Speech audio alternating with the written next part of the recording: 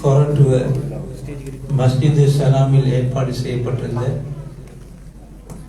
40 நாள் சுபஹுடைய தொழுகை விடுபடாமல் தொழக்கூடிய சிறார்களுக்கான போட்டி நிகழ்ச்சியின் வெற்றி பெற்ற மாணவர்களுக்கு பரிசுகளை வழங்கும் முகமாக ஏற்பாடு செய்யப்பட்டுள்ள இந்த சிறப்பான விழாவுக்கு இந்த விழாவை ஆரம்பிப்பதற்காக குர்ஆன் ஓதி விழாவை ஆரம்பிப்பதற்கு இங்கே நாம் அழைப்பது இந்த மஸ்ஜித் சலாமின் குர்ஆன் மதரசாவுடைய மாணவர் M.A.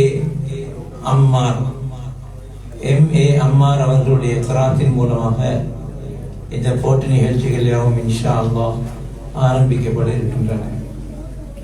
அனைத்து சகோதரர்களும் மாஸ்களை பேணி முன்னால் வந்து நெருக்கமாக மஸ்ஜிதுக்குள்ளே இஅ்திகாஃபுடைய நியத்தோடு அமர்ந்து கொள்ளுமாறு மிக பணிவன்புடன் மீண்டும் மீண்டும் கேட்டுக்கொள்கின்றோம்.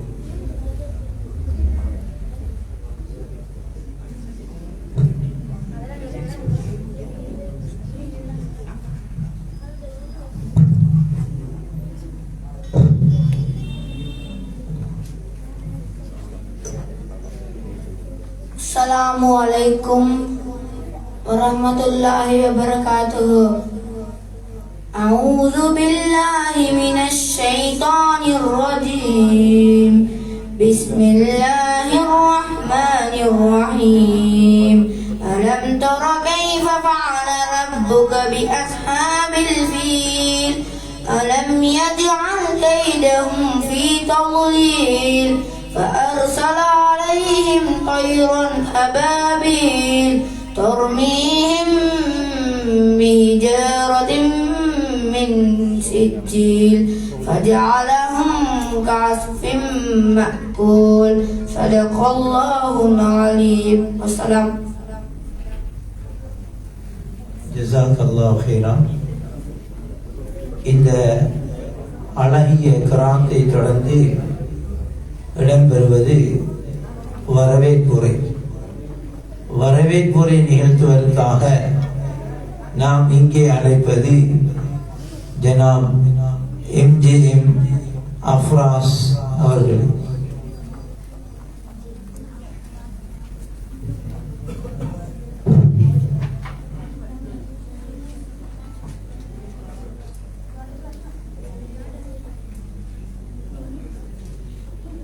அஸ்ஸலாமு அலைக்கும் வரஹ்மத்துல்லாஹி வபரகாத்துஹு.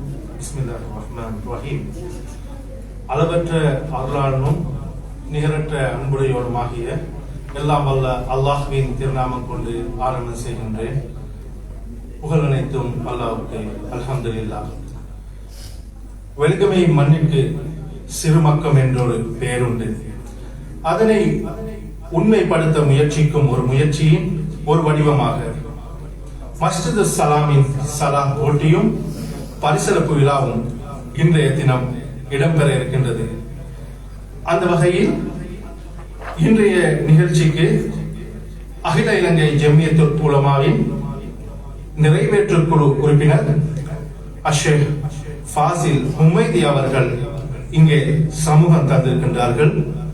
அவர்களை வருக வருக என்று வரவேற்கின்றோம்.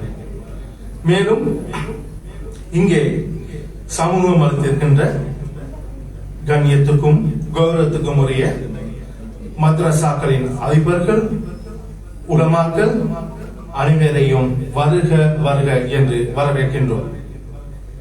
அத்துடன் வெலிகம பிரதேசத்தின் பாடசாலைகளின் அதிபர்மார்கள் இங்கே வருகை தந்திருக்கின்றார்கள். கல்வி பணிப்பாளர்கள் வருகை தந்திருக்கின்றார்கள். அவர்களையும் இங்கே வருக வருக என்று வரவேற்கின்றோம். மேலும் வெலிகமையின் மஸ்ஜித்களின் பொறுப்புதாரிகள் இங்கே சமூகம் அளித்திருக்கின்றார்கள். அவர்களையும் வருக வருக என்று வரவேற்கின்றோம். மேலும் அரசியல் தலைவர்கள், சமூக தலைவர்கள், அறிஞர்கள், சமூக சேவர்கள், ஊர் தலைவர்கள் மற்றும் நலம் விரும்பிகள், அத்துடன் இன்றைய போட்டியிலே கலந்து கொண்டிருக்கின்ற அன்பு செல்வங்களின் பெற்றோர்கள், மஸ்ஜித் சலாம் மஹல்லாவாசிகள், ஊர் ஜமாத்தினர், அத்துடன் எமது அன்பு குழந்தைகள் என்று அனைவரும் இங்கே சமூகம் தந்திருக்கின்றார்கள். அவர்களையும் வருக வருக என்று வரவேற்கின்றோம். மேலும் இந்நிகழ்ச்சியை நேரடியாக கண்டுகளிக்க வாய்ப்பு இருக்காவிட்டாலும் நேரலை மூலம் தற்பொழுது வெலிகம நியூஸ் மற்றும் வெலிகம ஹாட் நியூஸ் ஆகிய FB பேஜ்களிலே நேர்முக வர்ணனையை பார்த்துக் கொண்டிருக்கின்ற பெற்றோர்கள் மற்றும் ஊரார் அனைவரையும் இங்கே ஞாபகப்படுத்திக் கொண்டு பெயர் குறிப்பிட மறந்த அனைவரையும் வருக வருக என்று வரவேற்று இந்த வரவேற்புரையை நிறைவு செய்கின்றேன். ஜஸாக்குமுல்லாஹ் ஹைரா.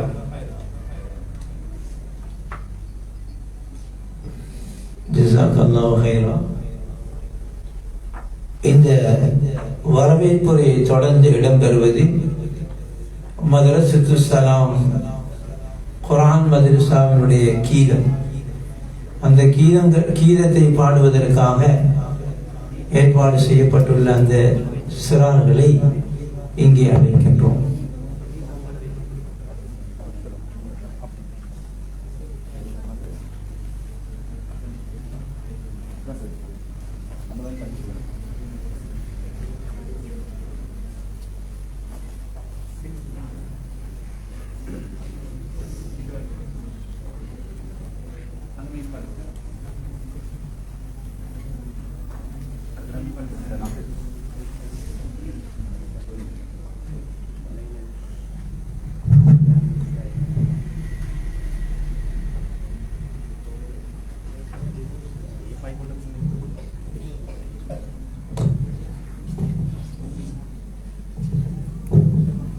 Assalamualaikum warahmatullahi wabarakatuh. அல்லாஹ்வின் அருள் மறையை அழகாய் நாம் போதிடவே அவளுடன் நாடி வந்தோம். குர்ஆன் மதரசத்து சலாம். அல்லாஹ்வின் அருள் மறையை அழகாய் நாம் போதிடவே அவளுடன் நாடி வந்தோம். குர்ஆன் மதரசத்து சலாம். மறையோனே மன்னானே அருள் மறையை நாம் காற்று. மறையவனை முறையாயோதும் ஆற்றல்தனை வழங்கிடுவாய். மறையோனே மன்னானே அருள் மறையை நாம் காற்று. மறையதனை முறையாயோதும் ஆற்றல்தனை வழங்கிடுவாய். அல்லாஹ்வின் அருள் மறையை அழகாய் நாம் போதிடவே அவளுடன் நாடி வந்தோம். குர்ஆன் மதரசத்து சலாம். குர்ஆனை கற்று தரும் ஆலிம் உலமாக்களுக்கும் மதரசத்து சலாமுக்கும் அருள் செய்வாய் ரஹ்மானே. குர்ஆனை கற்று தரும் ஆலிம் உலமாக்களுக்கும் மதரசத்து சலாமுக்கும் அருள் செய்வாய் ரஹ்மானே.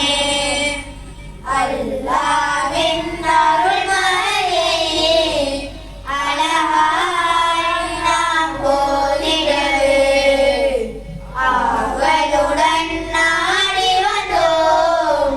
குர்ஆன் மதரசத்து சலாம். அனைவரும்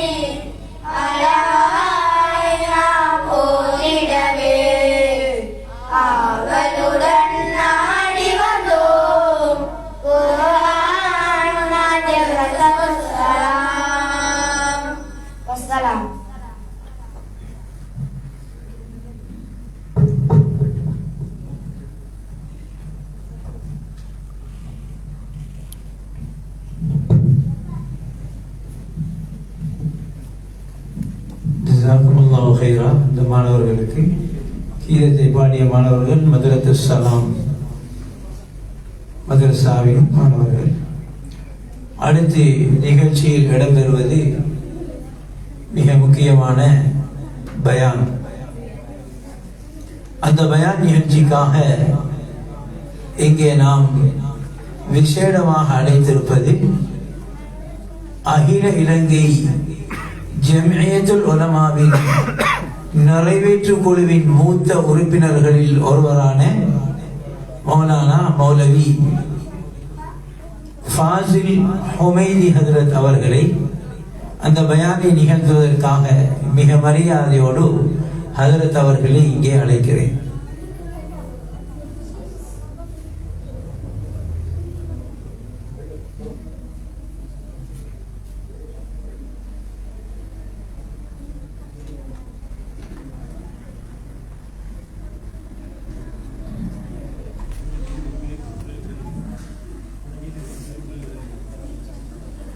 السلام عليكم ورحمة الله وبركاته. الحمد لله رب العالمين والصلاة والسلام على سيد المرسلين وعلى آله وصحبه ومن تبعهم بإحسان إلى يوم الدين. أما بعد، فقد قال الله عز وجل في كلامه العزيز بعد أعوذ بالله من الشيطان الرجيم بسم الله الرحمن الرحيم يا أيها الذين آمنوا قوا أنفسكم وأهليكم نارا صدق الله المولانا العظيم.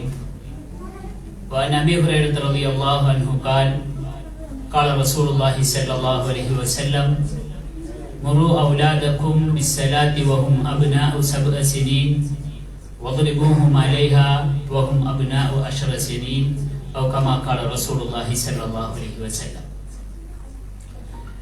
கண்ணியத்துக்குரிய உலமாக்களே, நிர்வாகிகளே, பெரியோர்களே, பெற்றோர்களே, தாய்மார்களே, சகோதரிகளே, இன்றைய தினம் உண்மையிலேயே மிக ஒரு சந்தோஷமான, எல்லோரும் சந்தோஷப்பட வேண்டிய, இதை ஏற்பாடு செய்யக்கூடியவர்களுக்கு துஆ செய்ய வேண்டிய, நன்றி செலுத்த வேண்டிய ஒரு நிகழ்வாக, ஒரு தினமாக இருக்கிறது.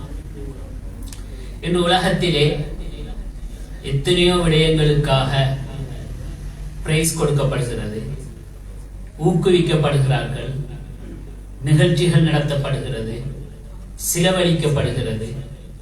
ஆனால் இன்றைய தினத்திலே நானும் நீங்களும் இந்த இடத்திலே ஒன்று கூடி இருக்கக்கூடிய இந்த நிகழ்வு வெறுமனே அல்லாஹுடைய திருப்திக்குரியது.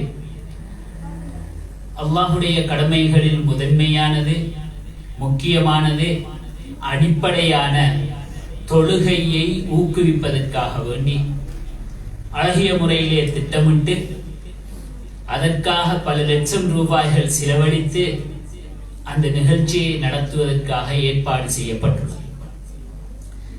எனக்கு இந்த நிகழ்ச்சியை பார்க்கும் போதோ எங்களுக்கு தெரியும், இப்னு ஹஜர் அல் அஸ்கலானி ரஹ்மஹுல்லாஹ் என்று சொல்லக்கூடியவர்கள் எப்படி அல்லாஹு தஆலா இந்த உலகத்திலே மனிதர்களால் எழுதப்பட்ட ஒரு கோவை செய்யப்பட்ட நூல்களிலே புகாரி என்று சொல்லக்கூடிய கிதாபுக்கு வரலாறு நெடுகிலும் யாராலும் பிடிக்க முடியாத ஒரு அந்தஸ்தை கொடுத்திருக்கிறானோ, அதே போன்று அதற்கு எழுதப்பட்ட விளக்கங்களில் ஒன்றாக இப்னு ஹஜர் அல் அஸ்கலானி ரஹ்மஹுல்லாஹ் என்று சொல்லக்கூடியவர்களால் எழுதப்பட்ட ஃபத்ஹுல் பாரி என்ற கிதாபுக்கும் அல்லாஹு தஆலா பெரிய ஒரு அந்தஸ்தை கொடுத்திருக்கிறார். கண்ணியமிக்க உலமாக்கள் சபையிலே இருக்கிறார்கள், அவர்களுக்கு தெரியும். அவர்கள் தன்னுடைய கிதாபை எழுதிய பிறகு ஒரு சாப்பாடு போட்டார்.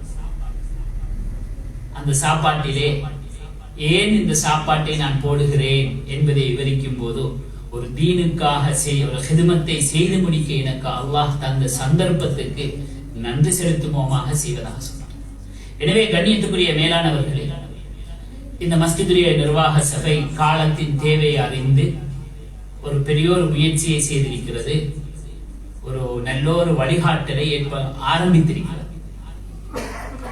கண்ணியமானவர்களே, நாம் சில அடிப்படையான விடயங்களை விளங்கிக் கொள்ள கடமைப்பட்டிருக்கிறோம். முதலாவது நாம் வாழக்கூடிய காலத்தின் நிலைமை. நீங்கள் வரலாற்றை எடுத்து பார்க்கலாம். அல்லாஹு தஆலா முழு உலக வரலாற்றிலும் என்றும் ஒரே மாதிரி இருந்ததில்லை. அவ்வப்போது காலத்துக்கு காலம், நீங்க ஹிஸ்டரி எடுத்து பாருங்க, அது காலத்துக்கு காலம் முன்னோக்க வேண்டிய சவால்கள், சந்தர்ப்பங்கள் ரெண்டும் வித்தியாசமாகிக் கொண்டே போகும். குறிப்பாக ஒவ்வொரு நூற்றாண்டிலையும் அது பெரிய சவாலாக மாறும். அதே போன்று ஒரு 10 வருடம் 15 வருட காலப்பகுதியை எடுத்து பார்த்தால் அந்த காலத்திலே இருந்த சந்தர்ப்பங்கள், முன்னோக்கக்கூடிய சவால்கள் மாறிக்கொண்டே இருக்கு.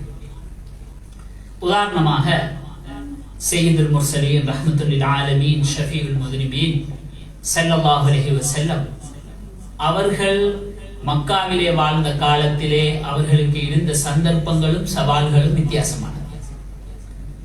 மதீனாவுடைய வாழ்க்கையை எடுத்து பார்த்தால் அந்த மதீனாவுடைய வாழ்க்கையில் இருந்த சந்தர்ப்பங்களும் சவால்களும் வித்தியாசமானது. அதற்கு பிறகு ஹஜ்ரத் அபூபக்கர் ரலியல்லாஹு அன்ஹு அவர்களை தொடர்ந்து வந்த ஹஜ்ரத் உமர் ரலியல்லாஹு அன்ஹு அவர்களுடைய காலங்களிலே இருந்த சவால்கள், சந்தர்ப்பங்கள் வித்தியாசமானது.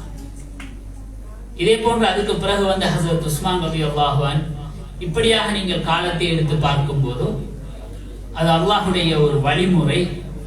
அவ்வப்போது ஒரு புதிய புதிய சவால்கள் எழும்பி வருகின்ற அதே நேரம் சந்தர்ப்பங்களும் இருக்கும்.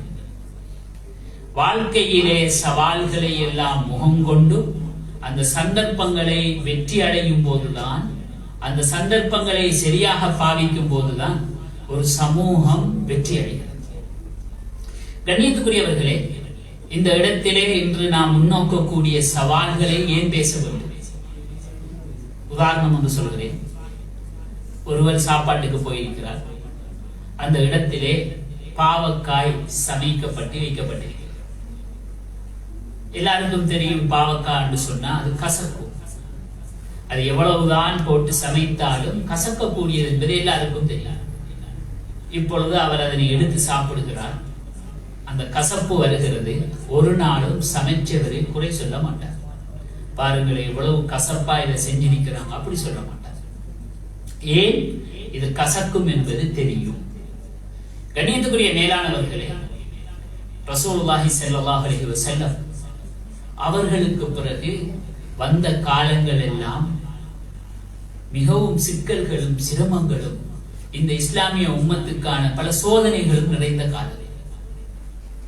அனஸ் ரலியல்லாஹு அன்ஹு அவர்கள் சொல்கிறார்கள், ரசூலுல்லாஹி ஸல்லல்லாஹு அலைஹி வஸல்லம் அவர்கள் எப்பொழுது மதீனாவுக்கு வந்தார்களோ முழு மதீனாவும் பிரகாசித்ததை நாங்கள் கண்டோம். எப்பொழுது ரசூலுல்லாஹி ஸல்லல்லாஹு அலைஹி வஸல்லம் அவர்கள் வஃபாத்தாகி அடக்கம் செய்யப்பட்டார்களோ அந்த சந்தர்ப்பத்திலே எங்களது உள்ளங்கள் எல்லாம் இருண்டதை கண்டோம். எனவே கண்ணியமானவர்களே, ஒரு விடயம் போக போக போக எங்களுக்கு தீனுக்கு வரக்கூடிய சவால்கள் கூடிக்கொண்டே போகும். குறிப்பாக நாங்க வாழக்கூடிய இந்த காலம் எனக்கு தெரியும். நீங்க எடுத்து பார்த்தா கடந்த 2 வருஷம் நாங்க மட்டுமல்ல, முழு உலகமும் முன்னோக்கிய சவால் வித்தியாசமான சில நான் அடிக்கடி சொல்லக்கூடிய சில உதாரணங்களை வச்சு பாருங்க. அந்த உதாரணங்களின் மூலம் நாங்க எவ்வளவுக்கு ஒரு மாற்றத்தை சந்திச்சிருக்கிறோம் அல்லது ஒரு சவாலை சந்திச்சிருக்கிறோம் என்கிறத விளங்கிக் கொள்ள. முந்தி இமாம் அவர்கள் முன்னுக்கு சஃபுல நின்று தொழுவிக்க முதல் பின்னுக்கு திரும்பி பார்த்து சொல்லுவாங்க, சஃபு சுஃபுஃபக்கும், உங்களோட சஃபுகளை நேராக்குங்கள், ருசு சுஃபுஃபக்கும், சீராக்கிக் கொள்ளுங்க, தோளோடு தோள் சேர்ந்து நில்லுங்க, நேராக நில்லுங்க. கண்ணியமானவர்களே, அது இஸ்லாத்தின் மிக முக்கியமான ஒன்று. எங்களுக்கு தெரியும், இடைவெளி விட்டு தொழுவது என்பது அது மிகவுமே ஒரு அனுமதிக்கப்படாத ஒன்று. ஆனால் நாம் அண்மை காலமாக முன்னோக்கிய நிர்பந்தம் என்று வரும்போது அதுக்கு இஸ்லாம் அனுமதி அளிக்கிறது. அந்த நிர்பந்தம் என்ன தெரியுமா? எந்த இமாம் சஃபு சுஃபுஃபக்கும் என்று சொன்னார்களோ அதே இமாம் திரும்பி பார்த்து கொஞ்சம் கொஞ்சம் தள்ளி நில்லுங்கள், 1 மீட்டர் இடைவெளியாய் நில்லுங்கள் என்று சொல்லக்கூடிய நிலைமையை நாம் கண்டோம். கண்ணியத்துக்குரியவர்கள், எப்படி ஒரு நிர்பந்தத்துக்கு நாம் உள்ளாக்கப்பட்டிருக்கிறோம் என்பதை நான் சொல்லி காட்டுகிறேன். நிர்பந்தம் என்று வரும்போது இஸ்லாம் அனுமதி அளிக்கிறது. இஸ்லாத்தின் பார்வையில் அதுக்கு அனுமதி உண்டு. ஆனால் எமது நிர்பந்தம் எப்படி மாறி இருக்கிறது? 360 பாகை என்று சொல்லுவார்கள். எமது நாம் 360 பாகையிலே மாறி இருக்கிறோம். இன்னொரு உதாரணத்தை சொன்னால், இந்த மண்ணிலே கோவிட்-19 மூலம் வஃபாத்தாகிய சகோதரர்கள், சுஹதாக்கள் எரிக்கப்பட்ட நிகழ்வு. அந்த சந்தர்ப்பத்திலே வாட்ஸ்அப்பிலேயோ அல்லது கோள்களிலேயோ ஒரு செய்தி, ஜனாசாவுடைய செய்தி வந்தால் அதனை தொடர்ந்து கேட்ட அடுத்த கேள்வி என்ன தெரியுமா? ஜனாசா அடக்கியாச்சு. அப்ப அந்த வாட்ஸ்அப்ல ஓமண்டு வந்தால் எல்லாரும் கீழே அல்ஹம்துலில்லாஹ் போட்டாங்க.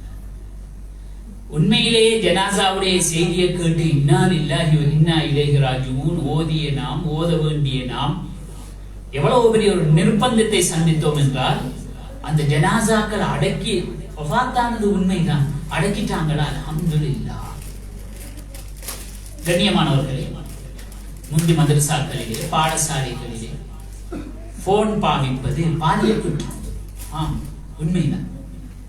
ஆனால் ஒரு காலம் எப்படி மாறியது என்றால், எந்த ஆசிரியர்கள் தனது பெற்றோருக்கு கோல் பண்ணி உங்களுடைய மாணவன் அல்லது அவரை வரவழைத்து உங்களுடைய மகன் கையிலே போன் பாவிக்கிறார், அதை நிப்பாட்ட வேண்டும், நீங்கள் இல்லை என்றால் நாங்கள் அவருக்கு நடவடிக்கை எடுக்க வேண்டி வரும் என்று சொன்ன அதே வாயினால் கோல் பண்ணி வாட்ஸ்அப்ல, ஜூம்ல பாடம் நடத்துறதுக்கு போதுமான ஒரு போன் ஒன்று வாங்கி கொடுங்களே என்று சொல்லக்கூடிய நிர்பந்தத்தை சந்தித்தோம்.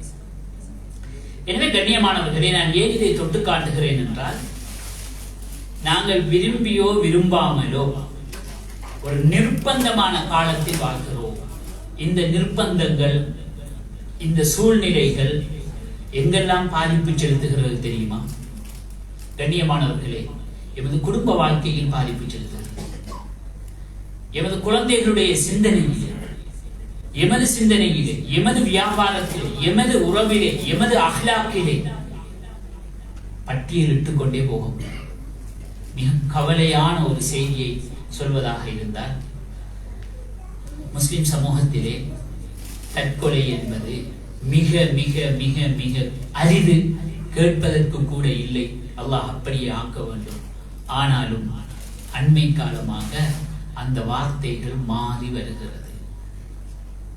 எனவே கண்ணியத்துக்குரிய மேலானவர்களே, இப்படி ஒரு சேலஞ்சை, இப்படி சவால்களை முன்னோக்கக்கூடிய காலத்திலே நாம் மிக கவனமாக எமது சிறார்களை பராமரிக்க வேண்டிய பொறுப்பு இருக்கிறது. இந்த சவால்களின் மூலம் அதிகம் பாதிக்கப்பட்டவர்கள் எமது சிறார்கள். கசப்புத்தான், ஆனாலும் கசப்பான உண்மை என்று சொல்வார்கள். அந்த அடிப்படையில் ஒரு சில விஷயத்தை சொல்கிறேன். முந்தி எப்படி நிலைமை என்றால், பள்ளிக்கு வராதவர், தொழாதவர் அல்லது அல்லாஹ்வுடைய அஹ்காம்களை, கட்டளைகளை பெரிதாக இது செய்யாத ஒரு மனிதன் என்றாலும் வாழ்க்கையிலே 2 சந்தர்ப்பங்கள் மஸ்ஜிதுக்கு வருவதை தவறவிட மாட்டார். ஒன்று ரமலானுடைய 27வது இரவு, அடுத்தது ஜும்மாவுடைய தினம்.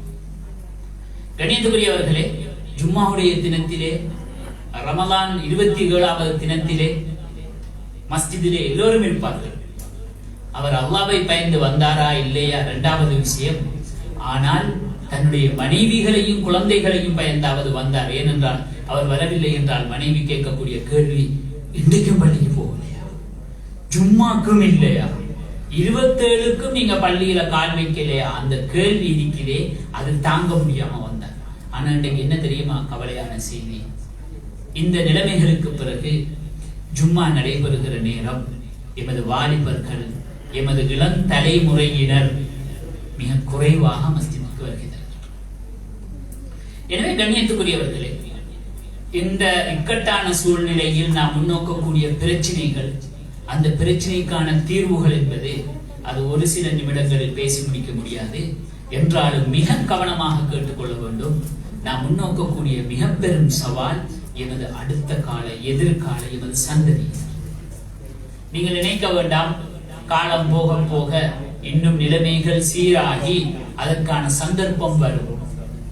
இன்று எங்களுக்கு தெரியும், இன்று உலகிலே பேசுபொருளாக மாறிக்கொண்டிருப்பது மெட்டாவர்ஸ். பொதுவாக சமூக ஊடகங்களோடு டெக்னாலஜியோடு தொடர்புட்டவர்களுக்கு தெரியும். இப்ப அடுத்த கட்டம் 2030 சொல்கிறார்கள் மெட்டாவர்ஸ். அது என்ன? கற்பனை உலகம், உணர்வோடு சம்பந்தப்பட்ட கற்பனை உலகம். சுருக்கமாக சொன்னால், அது வரும்போது இன்னும் நாம் எமது ஈமானை விளக்க பல வழிகள் இல்லை. எனவே கண்ணியமானவர்களை, இந்த நேரத்திலே என் மீது இருக்கக்கூடிய கட்டாயமான பொறுப்பு எமது சிறுவர்களுக்கான தர்பியா வழங்கும். அல்லாஹு தஆலா குர்ஆனிலே அனைவரையும் பார்த்து சொல்கிறான், யா அய்யுஹல்லதீன ஆமனூ கூ அன்ஃபுஸக்கும் வ அஹ்லீக்கும் நார்.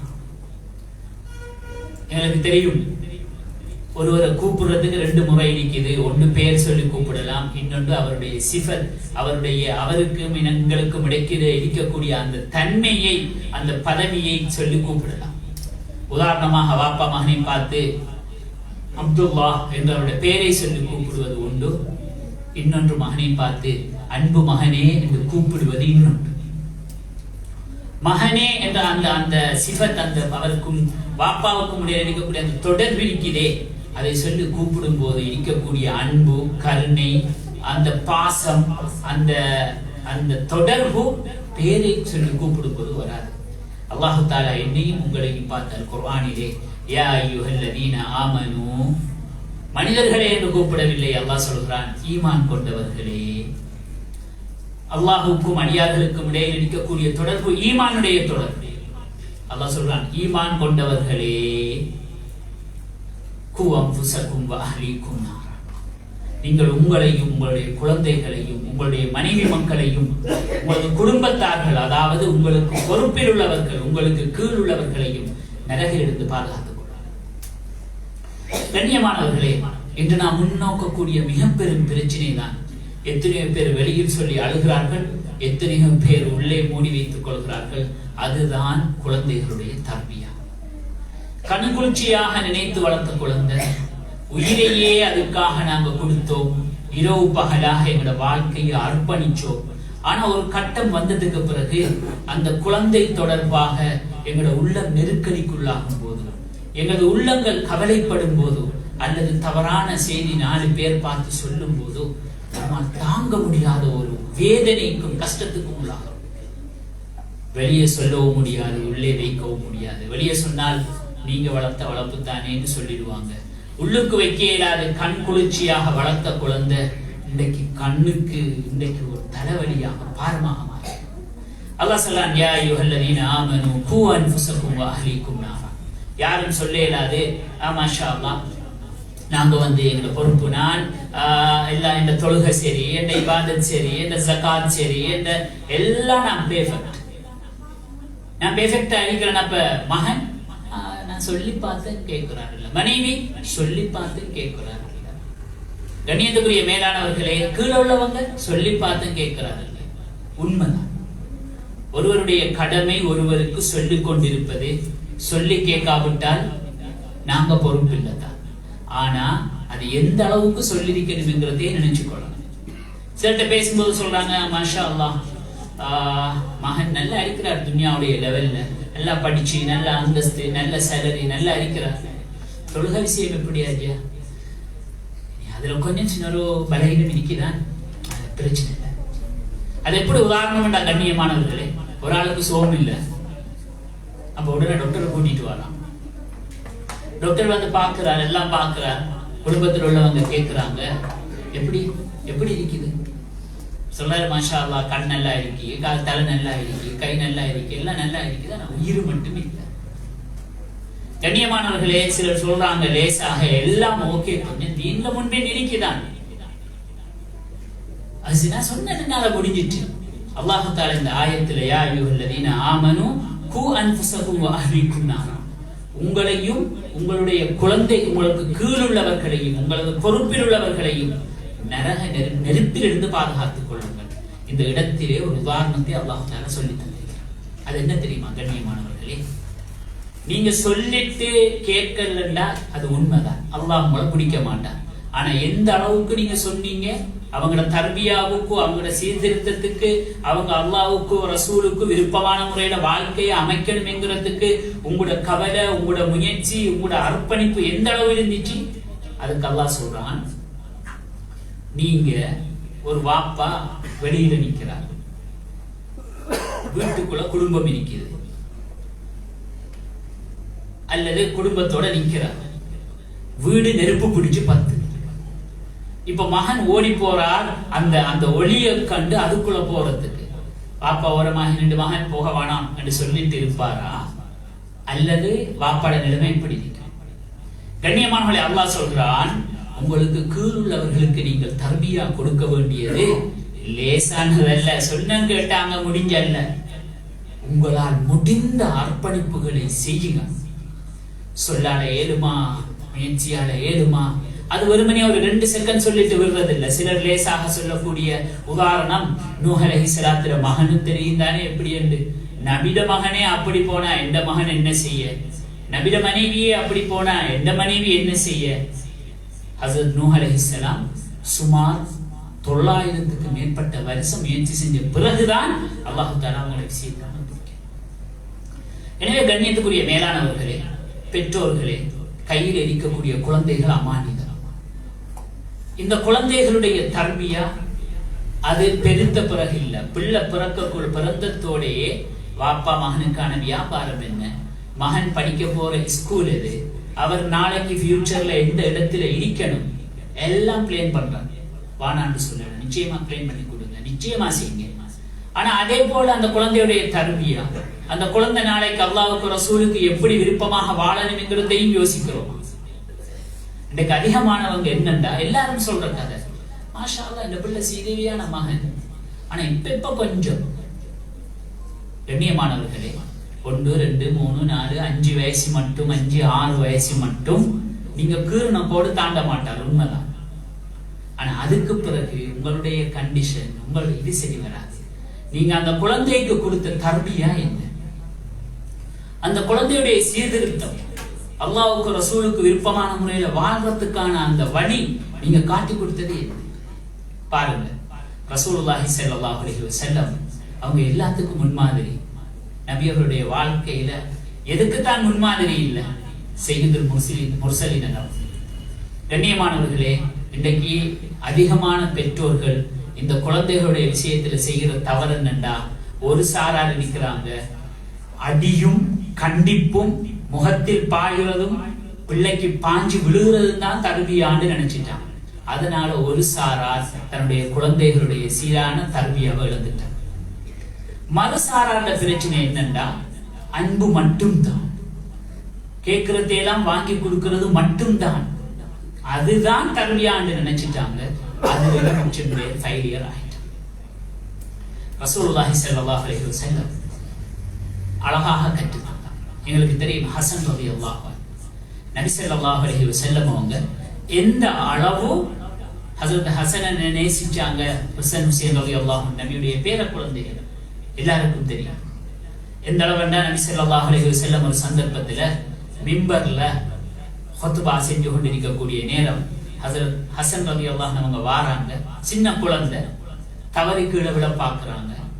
ஹதீஸ்ல வருகிறது, ஸல்லல்லாஹு அலைஹி வஸல்லம் இறங்கி போய் ஹஸரத் ஹசனை தூக்கி கொண்டு வந்து வச்சு கொண்டு ஹுத்பா.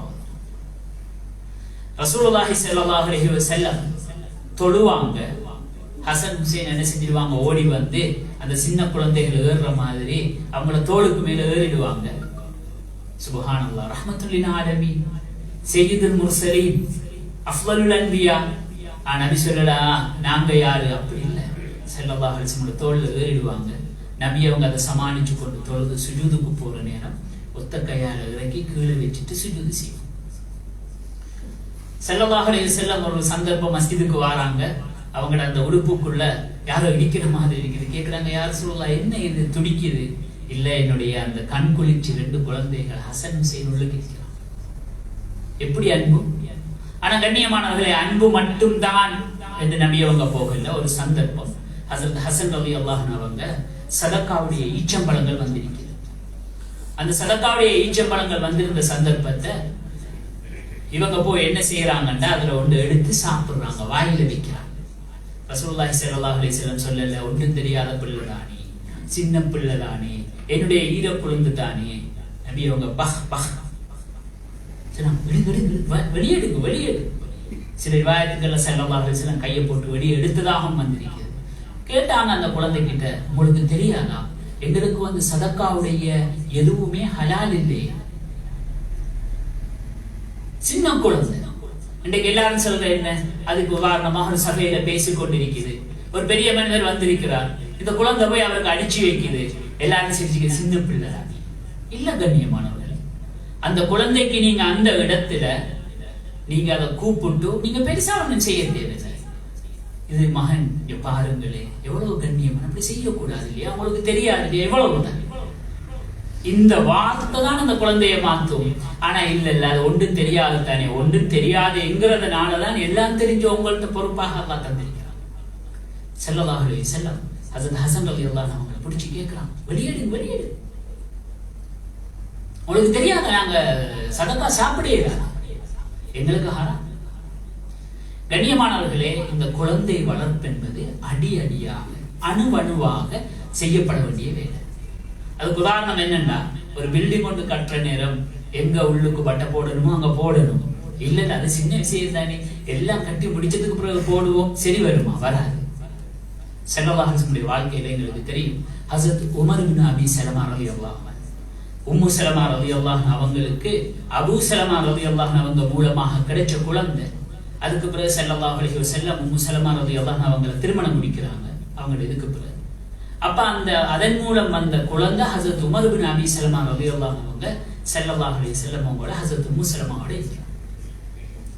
ஒரு சந்தர்ப்பம் சாப்பிட்டு கொண்டிருக்கிறாங்க. சாப்பிட்டு கொண்டிருக்கக்குள்ள சொல்றாங்க அந்த சஹாபி உமர் இப்னு அபி ஸலமா ரலியல்லாஹு அவங்க, என்னுடைய கை சஹன்ல அங்கால ஜால, அப்படி சின்ன பிள்ளை உட்கார்ந்து எல்லாத்தையும் அங்கால ஜால எடுத்து சாப்பிட ஆரம்பிச்சாங்க. நபி அவங்க சொல்லல, சின்ன பிள்ளை தானே, மாஷா அல்லாஹ், மிக நேசிச்சாங்க. சொன்னாங்க, யாவுடா அப்படி அல்லம்மா, சம்மில்லா பிஸ்மில்லா சொல்லுங்க, குல் பியமீனி உங்களோட வலது கையால சாப்பிடுங்க, குல் மிம்மா யலி உங்களோட பக்கத்தால சாப்பிடுங்க. வார்த்தைகள் சிலது, ஆனா அது அந்த குழந்தையுடைய வாழ்க்கையை மாத்து. இக்ராஷ் பின் அபி துவைப் ரலியல்லாஹு அவங்க சொல்றாங்க, நான் ஸல்லல்லாஹு அலைஹி வஸல்லம் உங்களை சந்திக்க வந்திருந்தேன், சிறிய குழந்தை, சிறிய ஒரு வயசு, சாப்பாடு வந்துச்சு, அதுல எல்லாமே விருப்பமானது இருந்துச்சு, அந்த கை அங்கால எஞ்சால போச்சு. நபி அவங்க சொன்னாங்க, இல்ல இல்ல உங்களோட பக்கத்தால சாப்பிடு. அந்த சஹாபி சொல்றாங்க, அந்த பக்கத்தால நான் சாப்பிட்டேன். சாப்பிட்டு முடிஞ்சதுக்கு பிறகு பல வகையான பழங்கள் உள்ள பழத்தட்டு வந்துச்சு. பழத்தட்டு வந்ததோட நான் என்ன செஞ்சேன், அந்த பழத்தட்டை எடுத்து அதுலயும் ஒரு பக்கத்துல பழத்தை சாப்பிட ஆரம்பிச்சு. ஸல்லல்லாஹு அலைஹி வஸல்லம் இப்ப கூப்பிட்டு சொன்னாங்க, கிராஷ் இந்த நேரம் இது பழம் உள்ளதல்லவா, பல வகையான பழம் இருக்கிறது அல்லவா, அதனால நீங்க பல பக்கத்திலையும் எடுத்து சாப்பிடுங்க. கண்ணியத்துக்குரிய மேலானவர்களே, ஒவ்வொரு அடியும் குழந்தையுடைய தன்மையா, இதுல கவனம் செலுத்த வேண்டிய பொறுப்பு இருக்கிறது.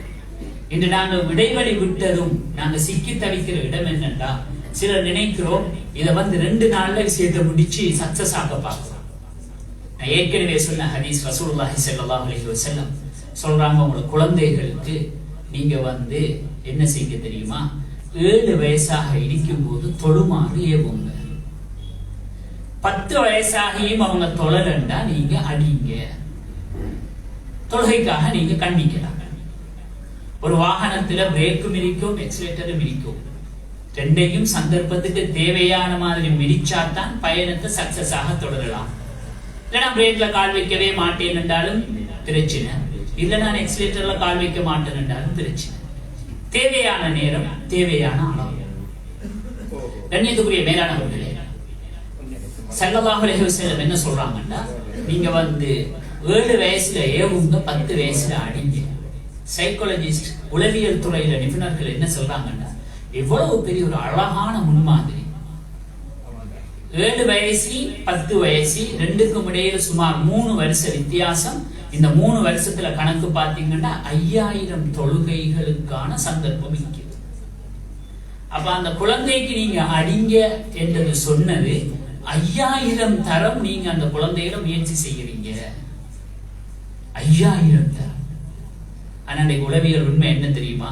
ஒரு விஷயத்தை ஒருவர் செய்யணும்னா சொல்றாங்க ஆக கூடுனா 70 முதல் 100 வரை அவர்கிட்ட முயற்சி செஞ்சா சக்சஸ் ஆகலாம். ஆனா இஸ்லாம் 5000 சந்தர்ப்பம். எனவே கண்ணியத்துக்குரிய மேலானவர்களே, இந்த குழந்தையுடைய தர்பியா என்கிறது மிக நுணுக்கமாக செய்யப்பட வேண்டிய ஒன்று. மௌலானா ஜக்கரியா ரஹ்மத்துல்லாஹி அலைஹி தன்னுடைய சுயசரிதை ஆபீத்தி என்ற நூல்ல ஒரு சம்பவம் எழுதுறாங்க. என்ன எழுதுறாங்கன்னு சொன்னா, நான் சின்ன பிள்ளையாக இருக்கக்குள்ள எனக்கு வீட்டுல ஒரு அழகான தலகாணி செஞ்சு எனக்கு வச்சு விளையாட, எனக்கு தூங்க, எனக்கு சாஞ்சி கொள்ள ஒரு அழகான தலகாணி செஞ்சு அந்த தலகாணியை நான் பார்த்து கொண்டோ அதை நான் அழகா வச்சு கொண்டிருக்கிற நேரம் ஒருக்கா என்னுடைய வாப்பா ஒரு தூங்குறதுக்காக வந்தாங்க. அப்ப நான் யோசிச்சேன், இந்த தலகாணி என்னுடைய தலகாணி, இப்ப நான் பாப்பாவை கொண்டு போய் கொடுக்கலாம் ஓடி என் கையில் உள்ள தலகாணியை கொண்டு போய் வாப்பாட்ட கொடுத்து சொன்னேன், பாப்பா இன்றைக்கு எந்த தலகாணியை போட்டு தூங்குங்களே. சொல்றாங்க, நான் இந்த உள்ளத்தால பாப்பா மீது உள்ள நேசத்துல என் உள்ளத்தால நான் தூக்கி கொடுத்து சொன்னேன், பாப்பா இதை நீங்க போட்டு தூங்குங்களே. ஜக்கரியா ரஹ்மத்துல்லாஹி சொல்றாங்க, அந்த நேரம் பாப்பா எனக்கு ஒரு வார்த்தை பாவிச்சார். என்ன பாப்பா வார்த்தை பாவிச்சாங்கன்னா, இப்பையில இருந்து உங்களோட தலகாணி என்று சொந்தம் கொண்டாட ஆரம்பிச்சிட்டீங்க இல்லையா சொல்றாங்க ஜக்கரியா ரஹ்மத்துல்லாஹி அலைஹி. நான் பாப்பா மீதுள்ள அளவு கடந்த அன்புல கொண்டு போய் கொடுக்கிறேன். ஆனா வாப்பா எனக்கு அதை குற்றமாக பார்க்கிறாரே, எனக்கு உள்ளத்துல ஒரு கவலை ஏற்பட்டுச்சு. சொல்றாங்க, பெண்ணுக்கு தான் எனக்கு அந்த வார்த்தை என்ன வாழ பழக்கிச்சு. அதாவது எல்லாத்திலையும் எனக்கு பாதிக்க தந்தது நான் எப்படி உரிமை கொண்டாடுறது என்னுடையது. கண்ணியத்துக்குரியவர்களே, ஒவ்வொரு வார்த்தைகளும். எனவே இந்த பொறுப்பு ஒவ்வொரு பெற்றோரும் செய்யணும். நான் நினைக்கிறேன் அந்த பொறுப்பில் ஒரு பகுதியாக இந்த மஸ்ஜிதுடைய நிர்வாகம் உடைய குழந்தைகளுக்கான தொழுகையை அவர்கள் பழகுறதுக்கான சந்தர்ப்பமாகி இதை சில நேரம் 3 விதமாக பெற்றோர் எடுத்திருப்பாங்க. ஒன்று, அவங்களுக்கு இது பாரமாக இருக்கும், என் குழந்தை பள்ளிக்கு வரணும் என்று அலட்டி இருக்கும் இல்லையா. சிலர் இதை ஒரு போட்டிக்காக செஞ்சிருப்பாங்க. ஆனா நான் 30 நாள் நாங்க மாஷா அல்லாஹ் எல்லாம் நடத்தி பிள்ளைக்கு சைக்கிளை வாங்கி கொடுத்துருவோம். ஆனா சிலர் இதை பாக்கியமாக எடுத்திருப்பாங்க. இந்த 40 நாளுடைய பயிற்சியில மழை என்ன தடுக்கல, நோய் என்ன தடுக்கல, சிறிய சிறிய நிலைமைகள் என்ன தடுக்கல, சைக்கிள் இல்லாத போது நடந்து கூட நான் கூட்டிக் கொண்டு வந்தேன். கண்ணியமானவர்களே, இப்ப இன்றைய சபையிலே குழந்தைகள் வெற்றி பெற்றவர்களுக்கு பரிசில்கள் வழங்கப்படுகிறது. ஒரு நேரத்தில் இது பாக்கியம், மறுநேரத்தில் இது உங்கள் மீது கடுமையான ஒரு பொறுப்பை சுமத்துகிறது. பெற்றோர்களே, உங்கள் மீது ஒரு பொறுப்பு இருக்கிறது. அது என்ன தெரியுமா? ஒரு பரிசிற்காக உன் குழந்தையை கூட்டி பள்ளி செல்ல முடியும் என்றால் அல்லாஹுடைய அந்த சுவர்க்கத்துக்காக, அல்லாஹுடைய அந்த கட்டளைக்காக, அல்லாஹுடைய அந்த பரிசிற்காக நீங்கள் வாழ்க்கை எல்லாம் எப்படி நடக்க போகிறீர்கள்? கண்ணியமான சிறார்களே, உங்கள் மீதும் ஒரு பொறுப்பு இருக்கிறது. நீங்கள் 40 நாட்கள் தொடராக இந்த சுபஹுடைய ஜமாஅத்தை தொழுவதற்காக இன்று உங்களுக்கு ஒரு பிரைஸ் கிடைக்கிறது, பரிசு கிடைக்கிறது என்றால், கண்ணியமானவர்களே, உங்கள் வாழ்க்கை எல்லாம் சுபகு மட்டுமல்ல, 5 நேர தொழுகைகளையும் பேணி பாதுகாக்கும் போது அனைத்துலகையும் படைத்து பரிபாலித்து பாதுகாத்து பக்குவப்படுத்தி அனைவருக்கும் நியாமத்களை அள்ளி வழங்கும் அந்த அல்லாஹ்வுடைய கொடையப்படி. எனவே கண்ணியத்துக்குரிய மேலானவர்களே, பெற்றோர்களே, இன்றைய காலப்பொழுதிலே மஸ்ஜித் நிர்வாகங்களுடைய வேலைகள் வெறுமனே 4 சுவர்களுக்குள் மட்டுப்படுத்தப்பட்டதாக இல்லை. எத்தனையோ செய்திகளை, கவலையான செய்திகள் இன்றைய இந்த வாலிபர்கள், ஏற்கனவே நான் சொன்னது போல கொஞ்சம் ஒரு 10-20 வருஷத்துக்கு முதல் நீங்க ஹிஸ்டரி எடுத்து பார்த்தா அதுல இந்த தற்கொலை, இந்த மது போதை என்கிறதெல்லாம் நமது சமூகத்திலே கண்டுகொள்வது கடினம். எங்கோ ஒருவர் இருந்தாலும், ஒரு போதை பாதிக்கக்கூடியவர் இருந்தாலும் அவரை சமூகம் ஒதுக்கி வைக்கும். கண்ணியமானவர்களே, இன்றைய மது வாலிபர்களின் நிலைமை மிக படுமோசமாக. நிர்வாகிகளே, நாம் இதிலே கவனம் செலுத்த வேண்டிய பொறுப்பு இருக்கிறது. சில இடங்களிலே யோசிக்க தோன்றுகிறது, எவ்வளவோ முயற்சிகள் செய்தும் குழந்தைகள் ஏன் எமது உள்ளங்களுக்கு குளிர்ச்சியாக இருக்க வேண்டியவர்கள் பாரமாக மாறுகிறார். தாருலும் தேவபந்த் உஸ்தாத்மார்களுடைய தொடர்புள்ள மௌலானா முகமது யக்கூப் நானுத்தவி ரஹ்மத்துல்லாஹி அலைஹி அவர்களுடைய ஒரு சம்பவம் ஞாபகம் வருகிறது. அல்லாஹ்வுடைய மிகப்பெரிய அவர்களுக்கு அல்லாஹு தஆலா அல்லாஹ்வுடைய அந்த தொடர்பிலே ஒரு அதிசயமான வழிகளை திறந்து கொடுத்திருந்தான். ஒரு வீட்டுக்கு சாப்பாட்டுக்கு செல்கிறார்கள். அந்த வீட்டிலே ஒரு கவளம் சாப்பாட்டை வாயில் எடுத்து வைத்ததும் அவர்களுக்கு இதிலே ஹராம் கலந்திருக்கிறது என்ற உணர்வு வருகிறது. தவிர்த்து கொள்கிறார்கள், விசாரிக்கிறார்கள். விசாரிச்சு பார்க்கும் போதுதான் விஷயம் தெரிய வருகிறது. ஆம், அதிலே ஹராம் கலந்திருக்கிறது. விட்டு வந்து விட்டார்கள். சொல்கிறார்கள், அந்த ஹராம் கலந்த ஒரு கவளத்தை நான் எனது வாயிலே வைத்ததன் காரணமாக 2 மாதங்கள் பாவங்களை செய்வதற்கான நான் தூண்டப்பட்டேன். உணர்வுகள் பாவத்தின் பக்கம் இழுக்கப்பட்டது. அமல்களிலே இருந்த அந்த இன்பங்கள் குறைவதை கண்டேன். கண்ணியமானவர்களே, நாங்கள் யோசிக்கலாம், எவ்வளவோ செஞ்சோம், ஆனால் எங்களுக்கு விளங்குது இல்லையே. ஆமா, அதுக்கு உதாரணம் என்னண்டா, லைட்டில இருந்தவருக்கு தான் இருண்டால் அதனுடைய கஷ்டம் தெரியும். இருட்டிலேயே வாழ்றவருக்கு அவருக்கு இருட்டு என்பது பொருட்டல்ல. சில நேரம் நாம் அந்த இருட்டுக்குள் போய்விட்டோமோ தெரியாது. எனவே கண்ணியத்துக்குரியவர்களே, குழந்தைகள் கண்குளிர்ச்சியாக மாற வேண்டும். அது பெற்றோருடைய பொறுப்பு, அது மஸ்ஜித் நிர்வாகிகளுடைய பொறுப்பு, அது சமூக தலைவருடைய பொறுப்பு. ஆனால் இன்றைய உலகத்திலே அதனை நாம் முன்னுரிமைப்படுத்தி செய்ய வேண்டும். இறுதியாக ஒரு விடயத்தை கூறி முடித்துக் கொள்கிறேன். இன்றைய காலத்திலே கல்வியாக இருக்கலாம், சமூக உதவிகளாக இருக்கலாம், குழந்தைகளுடைய தர்பியாவாக இருக்கலாம், இன்னொரு விடயங்களாக இருக்கலாம். அவற்றிலே மஸ்ஜிதுடைய நிர்வாகிகள் அழகிய முறையிலே திட்டமிட்டு களமிறங்கி செயற்பட வேண்டும். இறுதியாக இந்த இதிலே வாழக்கூடிய மக்களுக்கு, குடும்பங்களுக்கு ஒரு முன்மாதிரியாக, ஏன் இலங்கையிலே இருக்கக்கூடிய மஸ்ஜித் நிர்வாகிகளுக்கு கூட முன்மாதிரியாக ஒரு திட்டத்தை நடாத்தியிருக்கிறார்கள். அல்லாஹு தஆலா இந்த திட்டத்திலே பங்கெடுத்த அனைவர்களுக்கும் உதவி செய்வானாக, அவர்களுக்கும் அவருடைய குடும்பங்களுக்கும் ரஹ்மத் செய்வானாக. எனவே கண்ணியத்துக்குரிய மேலானவர்களை, அவர்கள் போட்டு தந்த அந்த பாதையை பெற்றோர்களாகிய நீங்கள், ஏன் நாம் ஒவ்வொருவரும் முன்மாதிரியாக எடுத்து செயற்படுவோமாக. ரப்புல் இஸ்ஸத் அல்லாஹு ஜல்ல ஜலாலுஹு அவனுக்கு விரும்பிய முறையிலே வாழ்ந்து அதே நிலைமையில் மரணிக்க அனைவருக்கும் தௌஃபீக் செய்வானாக. وآخر دعوانا الحمد لله رب العالمين. السلام عليكم ورحمة الله وبركاته. ஜஸாக்கல்லாஹு ஹைரா. அவர்களே, இதுவரைக்கும் நாம் இந்த அழகிய உரையை கேட்டோம். அல்ஹம்துலில்லாஹ். இந்த உரையை நிகழ்த்தி சென்றவர் அகில இலங்கை ஜம்இய்யத்துல் உலமாவின் நிறைவேற்று குழுவின் மூத்த உறுப்பினர்களில் ஒருவரான மௌலானா மௌலவி ஃபாசில் ஹுமைதி ஹதரத் அவர்களுடைய இல்மிலும் அமலிலும் இஹ்லாஸிலும் அல்லாஹு தஆலா பரக்கத்து செய்து கபூல் செய்வானா. அடுத்து இடம்பெற இருப்பது இந்த மிக முக்கியமான சிறப்பு வாய்ந்த விழாவின் நோக்கமும் எம்முடைய இந்த மஸ்ஜிதின் எதிர்கால திட்டமும். இந்த தலைப்பில் உரையாற்றுவதற்காக இங்கே நாம் அழைப்பது மஸ்ஜித் நிர்வாக சபையின் உறுப்பினர்களில் ஒருவரான அல்ஹாஜ் MSM இஸ்பர் அவர்களை.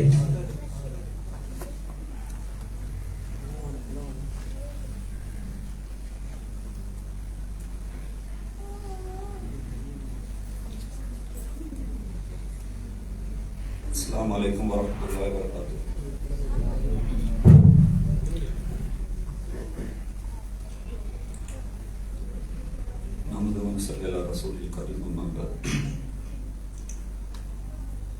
அல்லாஹ்வுடைய அருளால் எமது மஸ்ஜிதில் சிறார்களை மையப்படுத்திய ஒரு போட்டி நிகழ்ச்சி. அவர்களை ஊக்குவிக்கும் நோக்கத்தோடு எங்களை செய்யக்கூடிய சந்தர்ப்பத்தை அல்லாஹ் எங்களுக்கு தந்தான். அந்த சந்தர்ப்பம் நான் நினைக்கிறேன் அல்லாஹ் தாலா நிர்வாகம் என்ற அடிப்படையில் எங்களுக்கு அல்லாஹ் தந்த ஒரு அமல்கள் பாக்கி. அந்த சிறார்களை வழிகாட்டி அவர்களுக்கு தரப்பேர் செய்யக்கூடிய அவர்களை என்னோட பயானில் சொன்ன அடிப்படையில் அவர்களோட பொறுப்பை உணர்ந்த அடிப்படையில் அவர்கள் வழிகாட்டுறதுக்கு அவர் சந்தர்ப்பம் அல்ல எங்களுக்கு தந்தான். அந்த சந்தர்ப்பத்தை அல்லாஹ் தஆலா எங்களுக்கு தந்ததுக்கு அல்லாஹ் அதிகமாக நன்றி செலுத்துகின்றோம்.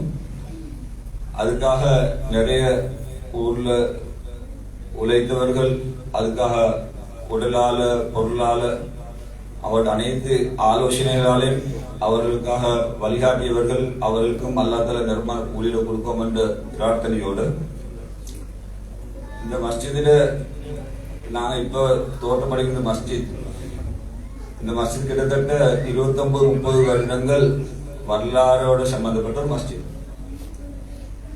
ஏன் இதை யாப்பதுன்னு சொன்னா, எங்களோட ஊர் கல்பக்க ஜமாத்த முதல் கொண்டு நடத்தப்படக்கூடிய ஒரு நிர்வாகத்துக்கு உட்பட்ட ஒரு ஊர். கல்பக்க நிர்வாகம் சொன்னா கிட்டத்தட்ட சலாம் மஸ்ஜித், புகாரி மஸ்ஜித், பத்ர் மஸ்ஜித், அப்ரார் மஸ்ஜித், இப்போ 4 மஸ்ஜிதில் மையமாக வச்சு அதில் பிரதான பள்ளியா புகாரி மஸ்ஜித் இருந்து இந்த நிர்வாகங்கள் செய்யப்பட்டு வருது. என்றாலும் இந்த பள்ளிவாசல் ஒன்று உருவாகணும் என்ற ஒரு எண்ணம் இந்த ஊர்ல அந்த காலத்தின் தேவையை கருதி ஊர்ல சில வாலிபர்கள் ஒன்று கூடி யோசிச்சாங்க. கிட்டத்தட்ட நான் நினைக்கிறேன் ஜேபி கலப்புற காலமாய் இவற்றில் மக்களை புகார் பள்ளிக்கு மற்ற பள்ளியில் போகக்கூடிய தூரம் வசதி இல்லை. அதனால இவருக்கு ஒரு பள்ளி நம்ம நல்ல ஒரு ஆலோசனை வந்து அடிப்படையில் இப்ப நாங்க இந்த இருக்கக்கூடிய இந்த மஸ்ஜிதுடைய காணி உரிமையாளர் அல்ல அவர் ஹயாத்தலிமாக இருக்கணும். அவர் இன்னும் உயிரோடு ஈகியாரு. அவர்கிட்ட பேய்த்து இந்த ஊர்ல முக்கியஸ்தர்கள் வாலிபர் பேய்த்து இந்த காணிய பள்ளிக்கு பணம் கொடுத்து வாங்குறதா கேட்டிருக்காங்க. கேட்ட நேரம் அவருக்கு அதை கந்து கொள்ளக்கூடிய நிலைமை இல்லை. ஏன்னா அந்த காணி அவருக்கு அத்தியாவசிய தேவை நிமித்தம் அவருக்கு வியாபாரம் முயற்சிக்கா இதை ஈடுபடுத்த வேண்டிய ஒரு கட்டத்தில் அந்த காணி இருந்தது.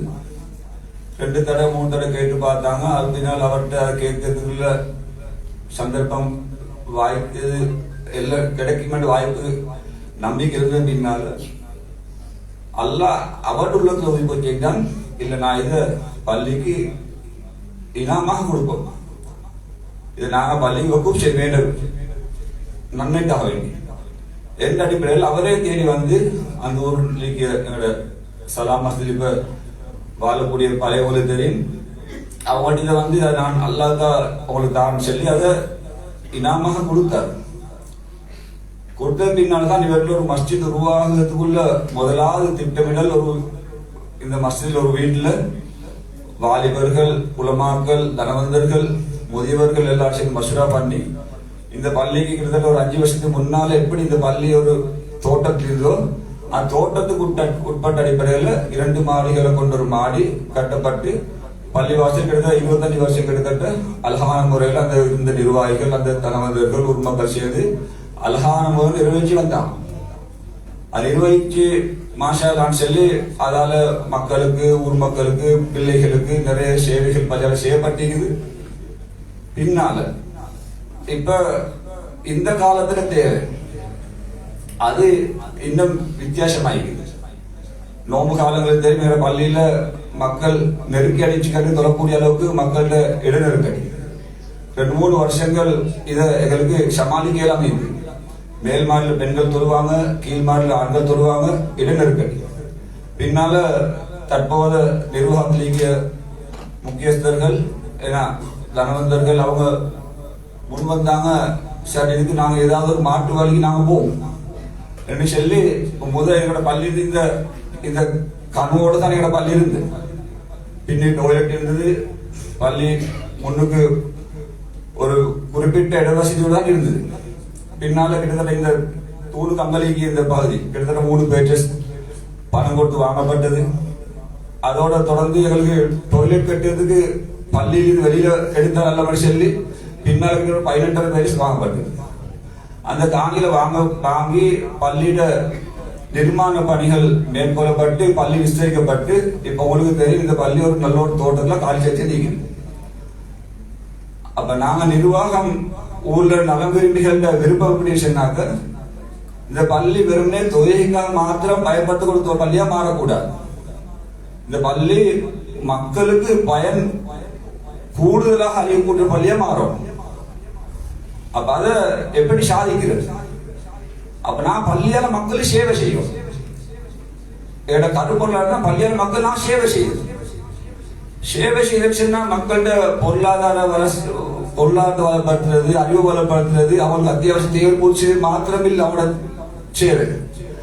ஆத்மீக பயிற்சியோடு முதலாவது கொடுத்து அதன் மூலம் நாங்க ஒரு மக்களை மஸ்ஜிதுக்கு அல்லாத துறப்புள்ளவர்களாக மாற்றுறதுக்கு ஒரு மூலாவது முயற்சி செய்த இந்த தொழுகைக்கான ஒரு பயிற்சி முகாம் நாங்கள் மேற்கொண்டோம். பலரும் பல கோடத்தில் இந்த போட்டி நிகழ்ச்சியில பார்த்திருப்பாங்க. ஆனா பள்ளி நிர்வாகமும் இதுக்கு ஒத்துழைச்ச வாலிபர்கள், தனவந்தர்கள் எல்லாத்தையும் கருப்போல் சொன்னா இது ஒரு பயிற்சி மாத்திரம் தான். வெறுமனே ஒரு போட்டின்னு பார்த்தா சொன்னா அதுல சின்ன அடிப்படையில் 2வது குரூப்ல போய் சேர்ந்துருவாங்க. அதன் பயன்ல எங்கட இந்த நிகழ்ச்சிய பெற்றோர்கள் மேற்கொண்ட 3 விதத்தை சொல்லி காட்டினாங்க. ஒன்று, அவங்களுக்கு இது பெரிய ஒரு தலையீடு மாதிரி. இன்னும் சிலவங்களுக்கு ஒரு பரிசை பெற்றுக் கொண்டது, இன்னும் சிலருக்கு நல்ல ஒரு பாக்கியம் எடுத்துக்கொள்வது. அது குறையா நினைக்கிறது செல்றல என்றாலும் மனிதன் சிந்தி கூட இயல்பு மனிதன் அப்படித்தான். என்றாலும் நாங்க நிர்வாகம் பார்த்து இது எங்களுக்கு பள்ளியால் எங்களுக்கு மக்களை சேவை செய்யணும், சேவைக்கு போல ஆத்மீய பயிற்சி கொடுக்கணும். அதுக்குள்ள லோட் சந்தர்ப்பத்தான் நான் தெரிவு செஞ்சோம். சொபு தொழுகை இமாஞ்சமாத்தோட தொலை வைக்கிறதுக்காக நாம ஒரு போட்டி நிகழ்ச்சி வைப்போம் சொல்லி. அப்ப அந்த போட்டி நிகழ்ச்சிக்காக நான் முதலாவது ஊர்ல ஒரு கூட்டம் கூடி இது எப்படி நிர்வகிக்கின்ற ஒரு திட்டமிடல் செஞ்சோம். அது பின்னால அதுல ஊர்ல அப்ளிகேஷன் கோல் பண்ணோம். கிட்டத்தட்ட 49 புள்ளிகள் அப்ளை பண்ணினாங்க. அந்த அப்ளை பண்ண எல்லாரையும் நாங்க போட்டி விதிமுறைகளை நாங்க அவங்களுக்கு தெளிவாக விளங்கப்படுத்தி பள்ளியில அறிவித்தல் பள்ளியில அந்த விஷயம் தெளிவாக அறிவித்தல் கொடுத்து போட்டி விதிமுறைகளை நாங்கள் சொல்லி காட்டி அந்த விதிமுறைப்படி அவங்களுக்கு சரியான முறையில் ஜெட் பண்ணப்பட்டி. சாதாரண விஷயம் இல்ல, ஜெட் பண்றது சொல்லியது பிள்ளைகள் வரும்போது ஜெட் பண்ணக்கூடிய தொகுத்துல வரணும். அப்ப அவளும் ஆல்ரெடி அவன் சும்மையாவும் பலப்படுறான். அப்ப அவனோட பயிற்சி, அவனோட முயற்சி பிள்ளைகளை ஒழுங்காக தரவுகள் எடுத்து அவர்களுக்கு பரிசீலனை கொடுக்கறதுக்காக தகுதி பார்க்கப்பட்டு முதலாவது பரிசு நான் முடிவு செஞ்சோம். அவங்களுக்கு பெற்றோர்களால சுமக்க முடியாத ஹத்தியை நான் பள்ளியால் கொடுக்கும். அப்ப அந்த பிள்ளைகளுக்கு அது அவரோட முயற்சியால் மேற்கொண்டு பெற்றுக்கொண்ட ஒரு ஹத்தியாவாக அவங்களுக்கு ஒரு திருப்தி அமையும் என்றதுக்காக அவங்களுக்கு ஒரு முதலாவது நான் சைக்கிள் கொடுக்க முயற்சி முடிவெடுத்தோம். நான் ஆரம்பிச்சு ஒரு 3 நாள் பேசுகிறேன் சமாளிக்க கிட்டத்தட்ட அல்லாட திருவிழா கொண்டு 20 புள்ளிகள் வந்தாங்க. தொடர்ந்து 40 நாள் இவாக்கியம் வரல. அப்ப நான் 13 வருஷம் மேற்பட்ட புள்ளிகளுக்கு நான் சொன்னோம் இந்த பேஸ்கள் கொடுத்து அவங்களுக்கு நான் கொடுக்க தகுதியில் அவன் தொழு அடமாயினாக்கள் அவனுக்கு இருளாக இந்த பேஸ்கள் சொல்லி அந்த பேஸ்களை நான் அப்படி முடிவு செஞ்சு 13 வயசு உட்பட்டாங்களுக்கு தான் கிட்டத்தட்ட ஒரு 13 பேர் கிட்டத்தட்ட இல்ல நான் தெரிவு செஞ்சிருந்தோம் சைக்கிள் கொடுக்குறதுக்கு. 2வது பரிசா நான் கபட் கொடுத்துட்டோம். அந்த இந்த 3 தோட்டம் வரை கூடி இது மாதிரி நாங்கள் அவளுக்கு கிட்டத்தட்ட 5 லட்சம் கிட்டத்தட்ட நான் அவளுக்கு ஹத்தியாக்காக செலவழிச்சிக்கிறோம். அல்லாட கிருபையை கொண்டு அதுக்கு நிறைய எங்களுக்கு உதவி செஞ்சாங்க. அப்ப இந்த பயிற்சியோட எவ்வளவு முயற்சியை செய்யப்பட்டு சொன்னாங்க. ஒவ்வொரு சனி ஞாயிறு உலமாக்களை கொண்டு அவளுக்குள்ள வழிகாட்டல செய்யப்பட்டது. உதாரணமாக சுத்தம், உலு, தொழுகை இது சம்பந்தப்பட்ட செயல்முறை நடைமுறை பயிற்சிகள். உதாரணமாக இஃப்லால் காரி, தஸ்லீம் முர்சி, அக்ரம் காரி, இதே போல ஹுசைன் ரஹ்மானி, இன்னும் நிறைய உலமாக்கள், நாஜி மௌலவி, இப்படி நிறைய உலமாக்கள் எங்களுக்கு உதவி செஞ்சாங்க. தனிப்பேருக்கு இஃப்லால் மூலம் பொறுப்பெடுத்தார். நான் கிளாஸ் தொடர்ந்து வருவேன். இன்றைக்கு நிர்பந்தத்தின் காரணமாக அந்த மையத்தோடு போறாரு, செல்லிட்டு போறாரு. சரான ஆத்திரம் இந்த மஜிஸ் நிக்கல போறது. அவளுக்கு எக்கிமோட ஆசிரியர் வந்து பயிற்சி கொடுத்தார் பிள்ளைகளுக்கு. நான் பிள்ளைகளை எப்படி சொன்னாக்க குரூப்பா பிரிச்சு பிள்ளைகளை நாங்க ஒருவடு கட்டு கூட்டி போய் ஒருவடு காட்டி கொடுத்தோம். பெற்றோர்கள் நினைச்சிட்டீங்க புள்ள நல்ல படிச்சு நல்ல ஓதிக்கு நல்ல மல்சா போறான், ஸ்கூலுக்கு போறான், இஸ்லாம் படிக்கான்னு சொல்லி. ஆனா அந்த பிள்ளைகளை கண்ணால் ஒருவடுக்க சரியா பார்த்தா தகவலும் பிள்ளைகள உழுவுல எவ்வளவு தவறி கிடைச்சு தொழுகை எடுத்து பார்த்தா எவ்வளவு தொழுகையில தவறி கிடைச்ச பிள்ளைகள் நெருங்கி பாயினா விளங்கும். ஆனா இதை நான் சாதாரணமா எடுக்க கூடாது. நான் கண்ணால கண்ட சாட்சி இது. அதுக்கு நான் சொல்லி காட்டினாங்க. பிள்ளைகள் அவங்களோட எந்த அளவுக்கு நான் நெருங்கி அவங்களோட சேர்ந்து பேசி பார்ப்போம், அந்த அளவுக்கு இதுலயும் எங்களுக்கு விளங்கும். எந்த அளவு பிள்ளைகளுக்கு நான் பின்னாலே அவளை கண்காணிச்சு ஒரு அந்தஸ்து கொண்டு வந்து விட்டு அது பிறகு மேல பொறுப்பு முடியுமா நல்லா ஆகலாம். அந்த அளவு பொறுப்பிக்கு அப்ப அந்த பேர்ல பெற்றோர் மேல ஒத்துழைச்சாங்க. மாஷால்லா அவங்களும் எங்களோட வந்து எங்கட நிகழ்ச்சியில எங்கட ஒத்துழைச்சு எங்களுக்கு தேவையான எல்லா ஆலோசனை வந்து மாஷா நிறைய ஒத்துழைச்சாங்க. அது மட்டும் இல்ல வந்த ஒவ்வொரு பிள்ளைகளுக்கும் நான் வெள்ளை ஷோர்ட் தேதிகளை கொடுத்தேன். செல்லிக்காட்டில் நாம ஒரு சந்தோஷ இப்படி எல்லாம் முறையா கண்காணிப்பட்டது. தொலை சஃபு வந்துச்சுன்னா நான் பிள்ளைகளை சும்மா நிப்பட்டு இல்லை. அதுக்கு நான் பழையவங்களுக்கு மூத்தாக்கள் இடையில போட்டு பிள்ளைகளை பழக்குனான்.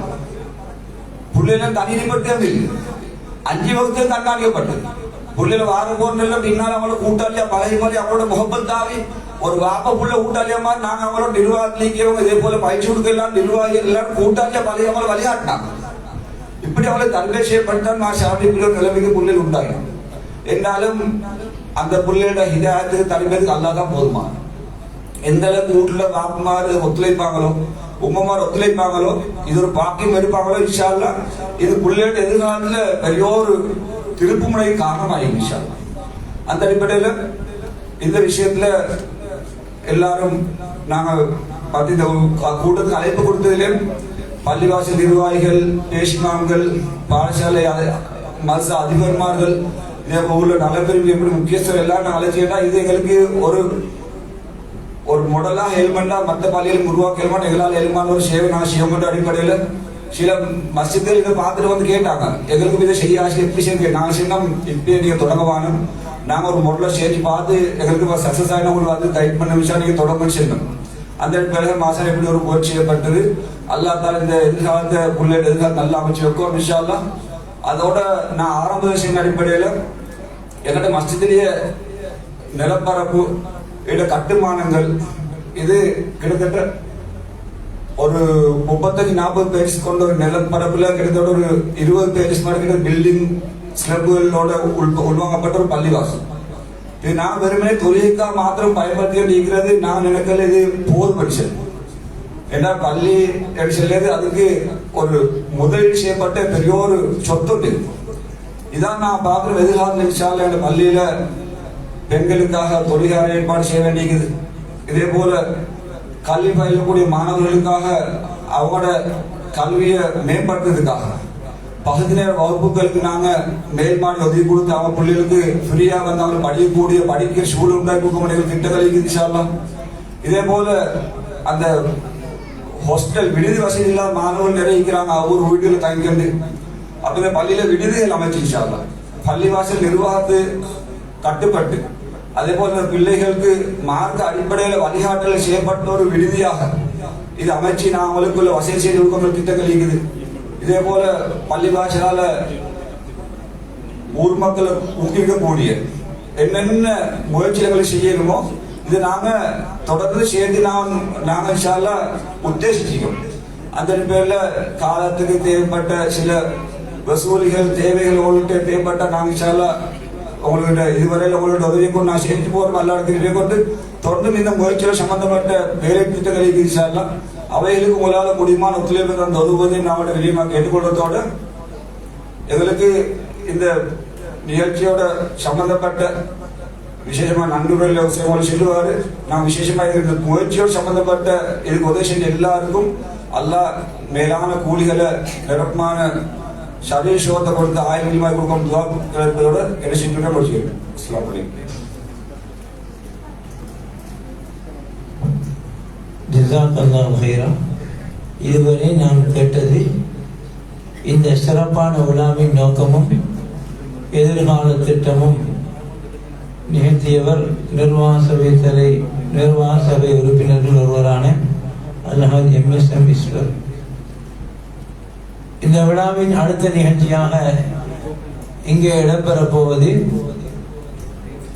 இந்த மஸ்ஜிது சலாமினுடைய நீண்ட கால இமாம், அதாவது சுமாராக 27 வருடங்களுக்கு மேலாக, அப்படி என்றால் 1994 டிசம்பர் மாதத்திலிருந்து இன்று வரையும் சுமாராக 27 ஆண்டுகளுக்கு மேலால் இந்த மஸ்ஜிதில்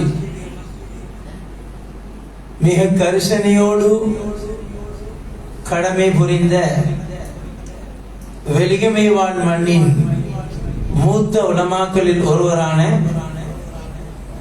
மஸ்ஜித் இமாம் மௌலானா மௌலவி ஜிப்ரி ஹதரத் அவர்களுக்குரிய ஹதியாவை சங்கையாக இங்கே கொடுப்பதற்காக வேண்டி நாம் அவர்களை கௌரவித்து இந்த ஏற்பாடு நிர்வாகத்தின் மூலமாக செய்யப்பட்டிருக்கிறது. அவர்களுக்கு இந்த கௌரவிப்பு ஹதியாவை வழங்குவதற்காக நாம் இங்கே அழைப்பது நிர்வாக சபை மஸ்ஜித் சலாமின் நிர்வாக சபை தலைவர் MUH முஹம்மது ஹாஜியார் அவர்களை அந்த ஹதியாவை கொடுப்பதற்காக நாம் இங்கே அழைக்கின்றோம்.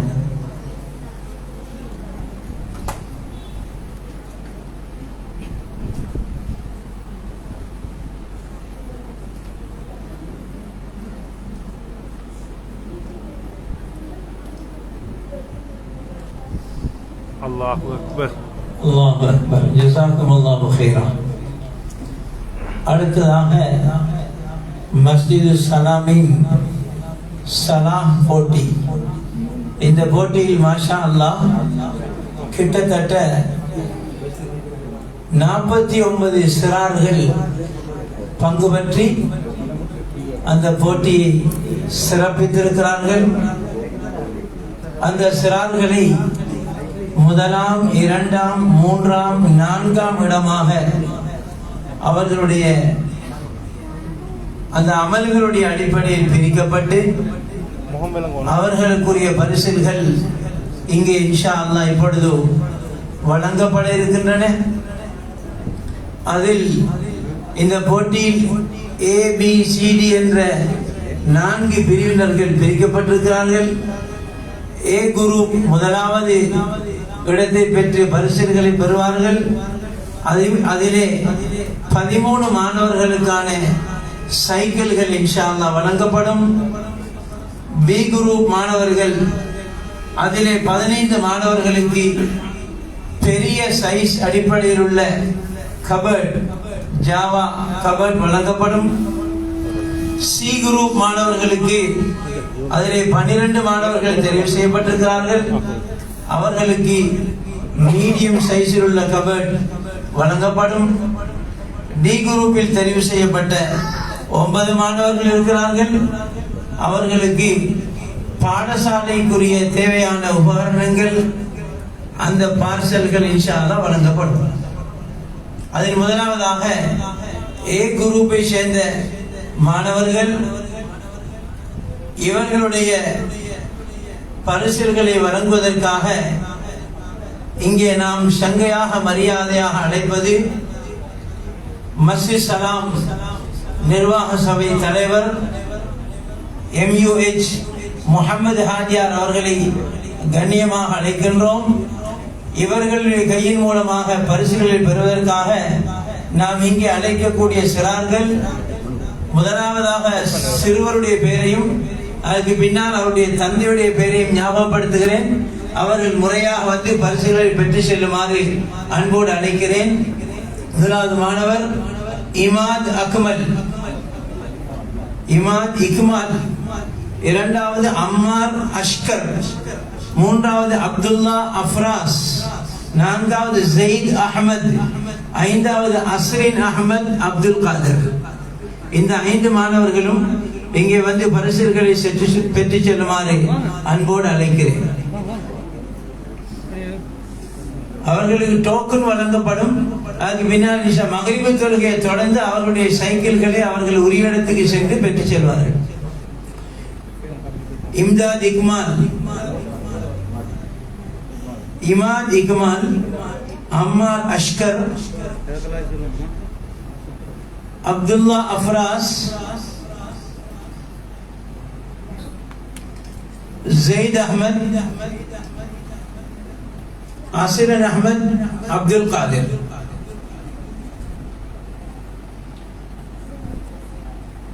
ஜஸாக்குமுல்லாஹு கைரா. அடுத்து நாம் பரிசுகளை வழங்குவதற்காக இங்கே அழைப்பது நம்முடைய சிறப்பு பேச்சாளராகிய அகில இலங்கை ஜமியத்துல் உலமாவின் நிறைவேற்று குழு மூத்த உறுப்பினர்களில் ஒருவரான மௌலானா மௌலவி ஃபாசில் ஹுமைதி ஹதரத் அவர்களை இங்கே அன்போடு அழைக்கிறோம். அவர்களின் கரங்கள் மூலமாக பரிசுகளை பெற்றுக்கொள்வதற்காக நம்மால் அழைக்கப்படக்கூடியவர்கள் அஹமது நவாஸ், ஐமன் இக்ராம், ஹிமாஸ் ஹாரிஸ், அஹ்ரஃப், உமேர் அஹ்மத் முன்சிர். அஹமது நவாஸ், ஐமன் இக்ராம், ஹிமாஸ் ஹாரிஸ், அஹ்னஃப் அஷ்ரஃப், உமேர் அஹ்மத் முன்சிர்.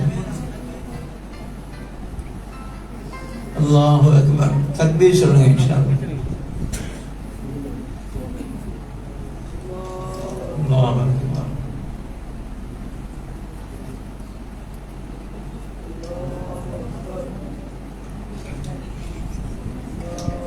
அல்லாஹ். ஜஸாக்குமுல்லாஹு கைர். அடுத்ததாக பரிசுகளை வழங்குவதற்காக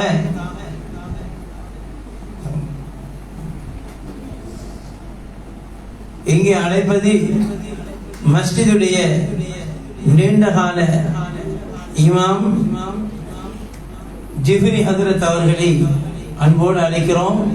பரிசுகளை பெற்றுக்கொள்வதற்காக யூசுப் தாவூத், ஷம்மாஸ் மிஃப்ராஸ், முஹம்மது நௌஃபர்.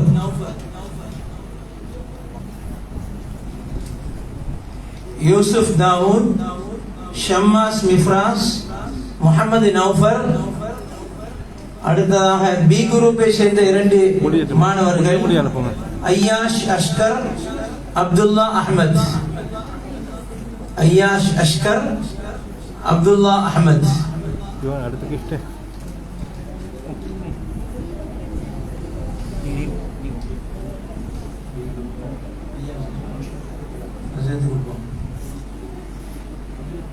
அப்துல்லா அஹ்மத்.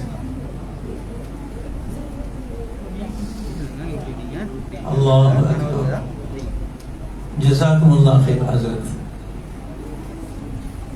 அடுத்ததாக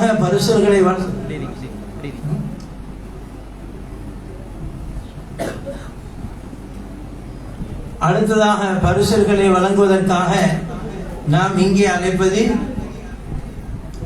பாரி மதரசாவின் அதிபரும் சிரேஷ்ட விரிவுரையாளரும் மாத்தறை மாவட்ட ஜமியத்துல் உலமா தலைவரும் அகில இலங்கை ஜமியத்துல் உலமாவின் ஃபத்வா குழு உறுப்பினருமான மௌலானா மௌலவி அல் ஹாஃபில் அப்துல் ரஹ்மான் மகாஹிரி ஹதரத் அவர்களை மிக கண்ணியமாக இங்கே வரவேற்கிறோம். அவர்களிடம் பரிசுகளை பெற்றுக்கொள்வதற்காக நாம் இங்கே அழைப்பது அப்துல்லா அசாயிம், ஷபீப் தாவூத், ஷசி அதாவது ஷசி கசாலி சின்னானா என்று அழைக்கப்படக்கூடிய ஷசி கசாலி, ரிசான் மௌலவி,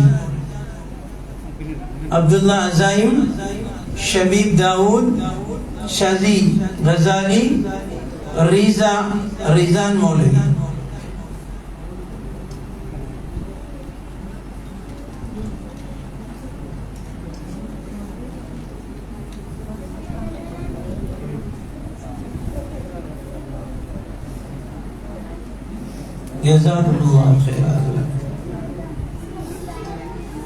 அடுத்ததாக பரிசுகளை வழங்குவதற்காக நாம் இங்கே அழைப்பது வெலிகம பிரதேச ஜமியத்துல் உலமாவின் தலைவரும் புதிய தெரு ஜாஹிதா பெண்கள் அரபு கலாசாலையின் அதிபருமான மௌலானா மௌலவி அல் ஹாஃபில் ஃபாயிஸ் ஹதரத் அவர்களை இங்கே அன்போடு அழைக்கிறோம்.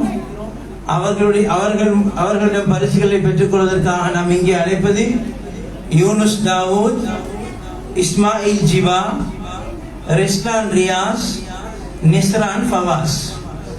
யூனுஸ் தாவூத், இஸ்மாயில் ஜிபா, ரிஸ்லான் ரியாஸ், நிஸ்ரான் ஃபவாஸ்.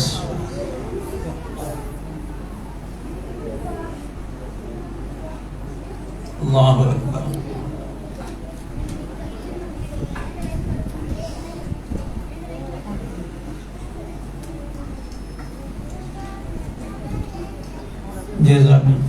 ஜஸாக்கமுல்லாஹு ஹைரன். அடுத்து பரிசுகளை வழங்குவதற்காக நாம் இங்கே மரியாதையோடு அழைப்பது வெலிகம நகரின் முன்னாள் நகர சபை பிதா முகமது ஹாஜியார், HH முகமது ஹாஜியார் அவர்களை மரியாதையோடு அழைக்கிறோம். அவர்களிடம் பரிசுகளை பெற்றுக் கொள்வதற்காக நாம் இங்கே அழைப்பது நாஜித் ஃபாசில், அமான் ஃபாசில், அஹமது ஹுசைன் முர்தகி, அஃப்கர் அத்ரஃப். நாஜித் ஃபாசில், அமான் ஃபாசில், அஹமது ஹுசைன் முர்தகி, அஃப்கர் அத்ரஃப்.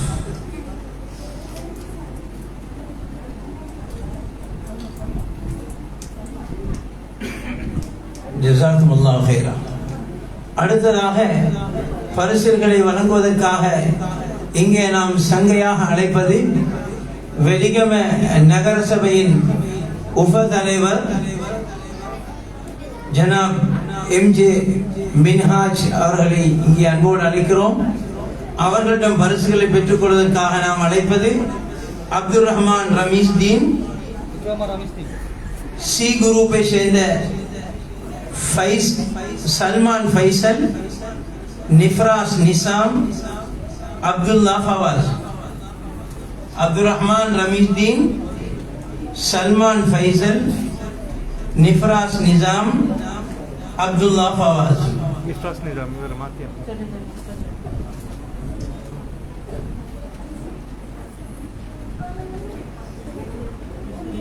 ஜஸாக்குமுல்லாஹு ஹைரன். அப்துல்லா ஃபவாஸ்.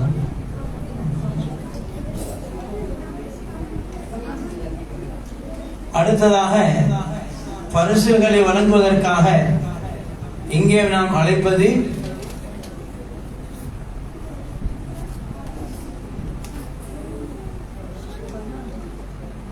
மாத்தறை மாவட்ட கல்வி வலய பொறுப்பதிகாரி MTM ஆக்கில் சார் அவர்களை இங்கே பரிசுகளை வழங்குவதற்காக அழைக்கின்றேன். அவர்களிடம் பரிசுகளை பெற்றுக் கொள்வதற்காக நாம் அழைப்பது யுஸ்ரி சஃபருல்லா, நாசிப் அஹமத் நதீமி, ஃபஸ்லான் ஃபவாஸ், முஃப்ரி அஹமத் முஸ்னி. யுஸ்ரி சஃபருல்லா, நாசிப் அஹமத் நதீமி, ஃபஸ்லான் ஃபவாஸ், முஃப்ரி அஹமத் முஸ்னி. ஜஸாக்குமுல்லாஹு ஹைரன். அடுத்ததாக பரிசுகளை வழங்குவதற்காக நாம் இங்கே அழைப்பது அரபா தேசிய பாடசாலையின் அதிபர் MTM முத்தஹர் சார். அவர்களிடம் பரிசுகளை பெற்றுக் கொள்வதற்காக இங்கே அழைப்பது ஹமீஸ் ஃபாசி, பிலால் அஹமத் ஷம்மாஸ், முகமது ஃபைரூஸ், अहमद मुज़क्किर मोहम्मद. हमीद फाजी, बिलाल अहमद शम्मास, मोहम्मद फैरोज, अहमद मुज़क्किर मोहम्मद.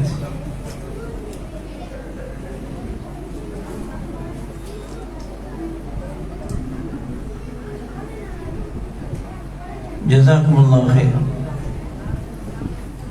அடுத்ததாக பரிசுகளை வழங்குவதற்காக நாம் இங்கே அழைப்பது வெலிகம வெளிப்பிட்டிய ஜாஹிரா பாடசாலையின் அதிபர் MM இனாயத்துல்லா சார். பரிசுகளை பெற்றுக் கொள்வதற்காக நிஸ்ரான் நிசாம், டி குரூப்பை சேர்ந்த அப்துல்லா ரஸாக் ரிஃபாஸ், அப்துல் ரஸாக் ரிஃபாஸ், அப்துல் ராஷித் ரிஃபாஸ், அம்மார் ஃபைரோஸ்.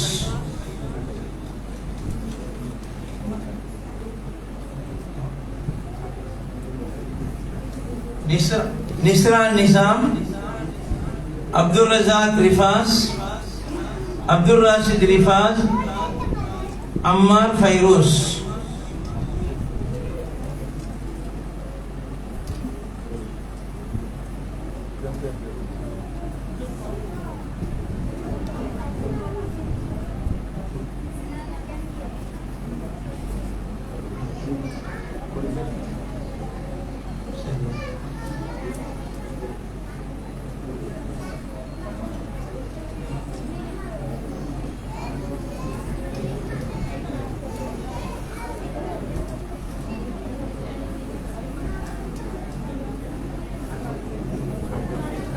அம்மார் ஃபைரூஸ். ஜஸாக்குமுல்லாஹு கைரா. அடுத்ததாக பரிசுகளை வழங்குவதற்காக நாம் இங்கே அழைப்பது பாரி அரபு கலாசாலையின் நிர்வாக சபை தலைவர் அல் ஹாஃபில் அல்ஹாஜ் ஜெயித் முக்ரிம் அவர்களை அன்போடு அழைக்கிறேன். அவர்களிடம் பரிசுகளை பெற்றுக் கொள்வதற்காக ஃபஸ்ரி ஃபவாஸ், அப்துல் காலிக் ஷம்ஸ், சல்மான் இஸ்பின். ஃபஸ்ரி ஃபவாஸ், அப்துல் காலிக் ஷம்ஸ், சல்மான் இஸ்பின்.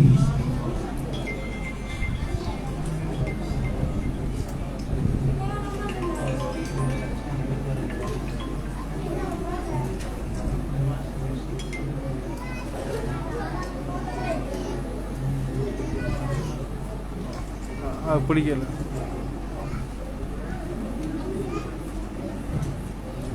ஜஸாக்குமுல்லாஹ் கைர்.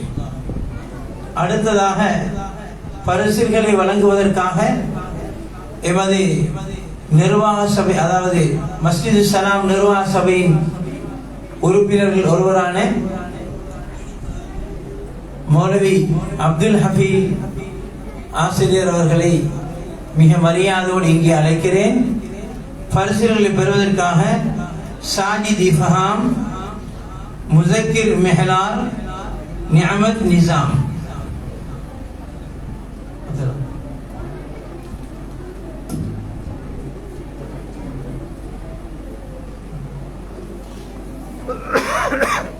ஜஸாக்குமுல்லாஹு கைரா. அல்லாஹ் தஆலா அனைவர்களுக்கும் மேலான நற்கூலிகளை வழங்குவானாக. பரிசுகள் வழங்கும் நிகழ்ச்சி இத்துடன் முடிவடைந்து விட்டது. மாஷா அல்லாஹ். அடுத்ததாக இடம்பெறுவது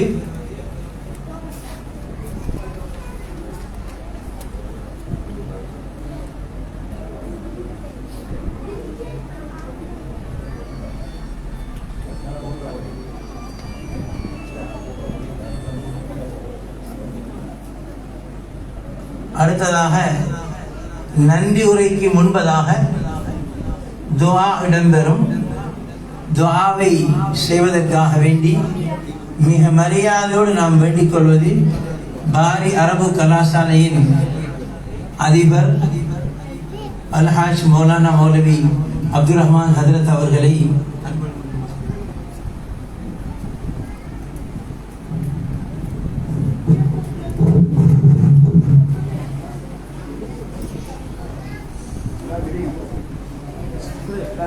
சொல்லுங்க. அல்ஹம்துலில்லாஹி ரப்பில் ஆலமீன். اللهم صل على سيدنا محمد وعلى آل سيدنا محمد وبارك وسلم عليه. اللهم اغفر لنا ذنوبنا وخطايانا كلها. اللهم انعشنا واجبرنا واهدنا لصالح الأعمال والأخلاق. إنه لا يهدي لصالحها ولا يصرف سيئها إلا أنت. اللهم إنا نسألك من الخير كله عاجله وآجله ما علمنا منه وما لم نعلم، ونعوذ بك من الشر كله عاجله وآجله ما علمنا منه وما لم نعلم، ونسألك من خير ما سألك منه نبيك محمد صلى الله عليه وسلم، ونعوذ بك من شر ما استعاذك منه نبيك محمد صلى الله عليه وسلم. اللهم إنا نسألك الهدى والتقى والعفاف والغنى. اللهم إنا نسألك فعل الخيرات وترك المنكرات وحب المساكين. اللهم إنا نسألك رضاك والجنة ونعوذ بك من سخطك والنار. اللهم عافنا من كل بلاء الدنيا ومصيباتها وفتنتها وأمراضها وعذاب الآخرة. توفنا مسلمين وألحقنا بالصالحين. اللهم ارفع عنا الغلاء والوباء والزنا والربا والزلازل والمحن وسوء الفتن ما ظهر منها وما بطن. اللهم إنا نعوذ بك من ضيق الدنيا وضيق يوم القيامة. يا الله கிருபை நாயனே, எல்லா முஃமினான ஆண்கள் பெண்கள் அத்தனை பேர்களுடைய பாவங்களையும் மன்னித்தருள்வாயாக. ஹயாத்துடன் இருக்கக்கூடிய கபராளிகளாக மாறிய அனைத்து மூமின்களுடைய பாவங்களையும் மன்னித்து மேலான பாக்கியங்களையும் அந்தஸ்துகளையும் அனைவர்களுக்கும் நசீபாக்குவாயாக. யா அல்லாஹ், அனைவர்களுக்கும் நற்காரியங்களில் ஈடுபடக்கூடிய பாக்கியத்தை தந்தருள்வாயாக. உன்னை சந்தோஷப்படுத்தும் நல்லமல்களில் ஈடுபடக்கூடிய பாக்கியத்தை தந்தருள்வாயாக. நல்ல உதிப்புகளை தந்தருள்வாயாக. யா அல்லாஹ், என்னென்ன பொறுப்புகளை சுமத்தி எந்த மஸ்ஊலியாத்துகளுடன் இந்த உலகத்துக்கு அனுப்பியிருக்கிறாயோ அந்த பொறுப்புகளை சரியாக நிறைவேற்றுவதற்கு நீ எங்களுக்கு அருள் புரிவாயாக. ஒவ்வொரு பொறுப்புகளையும் அமானிதமாக உணர்ந்து நன்றியுடனும் பொறுப்புணர்வுடனும் செயற்படக்கூடிய பாக்கியத்தை தந்தருள்வாயாக. மோசடி செய்வதை விட்டும் அனைவர்களையும் நீ பாதுகாத்தருள்வாயாக. நீதியையும் நியாயத்தையும் யா அல்லாஹ் உலகத்திலே நீ மேலோங்க செய்திருவாயாக. ஹிதாயத்துடைய காற்றை இந்த நாட்டிலும் ஒரு உலகத்திலும் வீசச் செய்திருவாயாக. இஸ்லாத்துக்கும் முஸ்லிம்களுக்கும் எதிரான எல்லா வகையான சூழ்ச்சிகளையும் இல்லாதாக்கிடுவாயாக. யா அல்லாஹ், தீனை பரிபூர்ணமான இந்த மார்க்கத்தை முழு உலகத்திலும் மேலோங்க செய்திருவாயாக. நல்ல காரியங்களுக்காக உதவியாக நிற்கக்கூடிய அத்துணை பேருக்கும் நீ உதவி செய்வாயாக. அவர்களுடைய கஷ்டங்களிலே உதவி செய்திருவாயாக. அவர்களுடைய நோய் நம்பலங்களை நீக்கிடுவாயாக. அவர்களுடைய சக்கராத்தை லேசாக்குவாயாக. அவர்களுடைய வியாபாரங்களில் பறக்கச் செய்வாயாக. ஹலாலான தொழிலையும் ஆபியத்தையும் அவர்களுக்கு நீ கொடுத்தருள்வாயாக. அவர்களுடைய சந்ததிகளையும் நீ கபூல் செய்தருள்வாயாக. நற்கர்மங்களில் ஈடுபடும் பாக்கியத்தை அனைவர்களுக்கும் கொடுத்தருள்வாயாக. இங்கு பயிற்றுவிக்கப்பட்ட இந்த மாணவர்களின் எதிர்காலத்தை ஒளிமயமாக்குவாயாக. அவர்களுக்கு உதவியாக நின்ற பெற்றோர்களுக்கும் ஈமானையும் இஹ்லாஸையும் நசீபாக்குவாயாக. இந்த மஸ்ஜிதை பரக்கத்துக்குரிய மஸ்ஜிதாக ஆக்கிடுவாயாக. ربنا تقبل منا إنك أنت السميع العليم وتب علينا يا ربنا إنك أنت التواب الرحيم. ربنا اغفر لنا ولمشايخنا ولأساتذتنا ولوالدينا رب ارحمهما كما ربياني صغيرا. صلى الله على سيدنا محمد وعلى آله وصحبه وسلم. سبحان ربك رب العزة عما يصفون. سلام على المرسلين والحمد لله.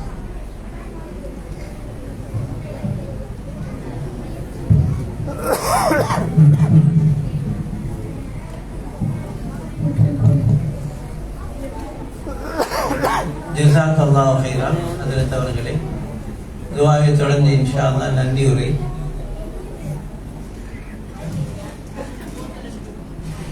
நன்றி உரையை தொடர்ந்து இறுதியாக சிற்றுண்டி பங்கிடப்படும்.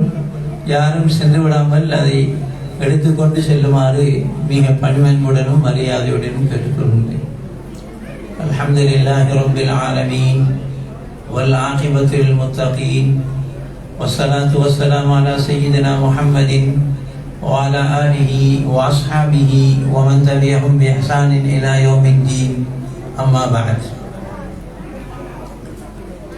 கண்ணியத்துக்குரிய சங்கையான உலமாக்களே, மேலான சகோதரர்களே, இன்றைய நாளுடைய இந்த அமர்வு, இந்த நிகழ்ச்சி வாழ்க்கையின் மிக முக்கியமான ஒரு சிறப்பான நிகழ்வாக அமைந்திருக்கிறது. அல்ஹம்துலில்லாஹ்.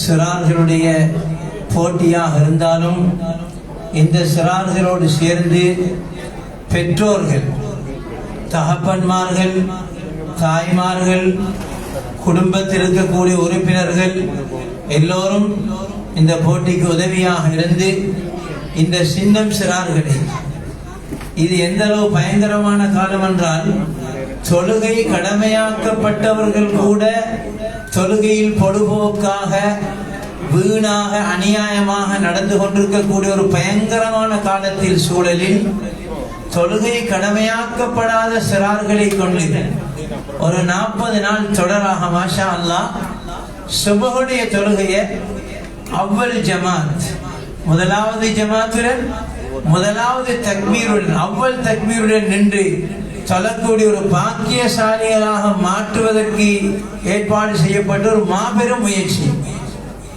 40 நாள் முடிந்து விட்டது. இன்று சுமாராக 50 நாளையும் தாண்டி விட்டது. ஏனென்றால் 40 நாளோட கொடுத்து முடித்தால் அது எல்லாம் முடிவடைந்து விடும். பிள்ளைகள் பயிற்சியில் முன்னேற வேண்டும், தொடர்ந்து இஸ்திகாமத்தாக நிலையாக இருக்க வேண்டும். மௌத்து வரைக்கும் தொழுகையில் மாத்திரமல்ல, தீனுடைய எல்லா அம்சங்கள் அனைத்து காரியங்களையும் ஷரியத்தையும் சுன்னத்தையும் அழகிய முறையில் மௌத்து வரையும் இந்த சிறார்கள் மாத்திரமல்ல, இந்த சிறார்களுடைய குடும்பத்தார்கள் மாத்திரமல்ல, நாம் எல்லோரும் எல்லா முஸ்லிம்களும் பேணுதலாக நிறைவேற்றி அல்லாஹ்விடத்திலே ஒரு மக்பூலான அடியார்களாக, அல்லாஹ்விடத்திலே பொருந்திக் கொள்ளப்படத்தக்க ஒரு அடியார்களாக நம்மை மாற்றிக்கொள்ள வேண்டும் என்ற உட்பொருளோடு அந்த நீண்ட நோக்கத்தோடு ஏற்பாடு செய்யப்பட்ட போட்டி தான் இந்த போட்டி.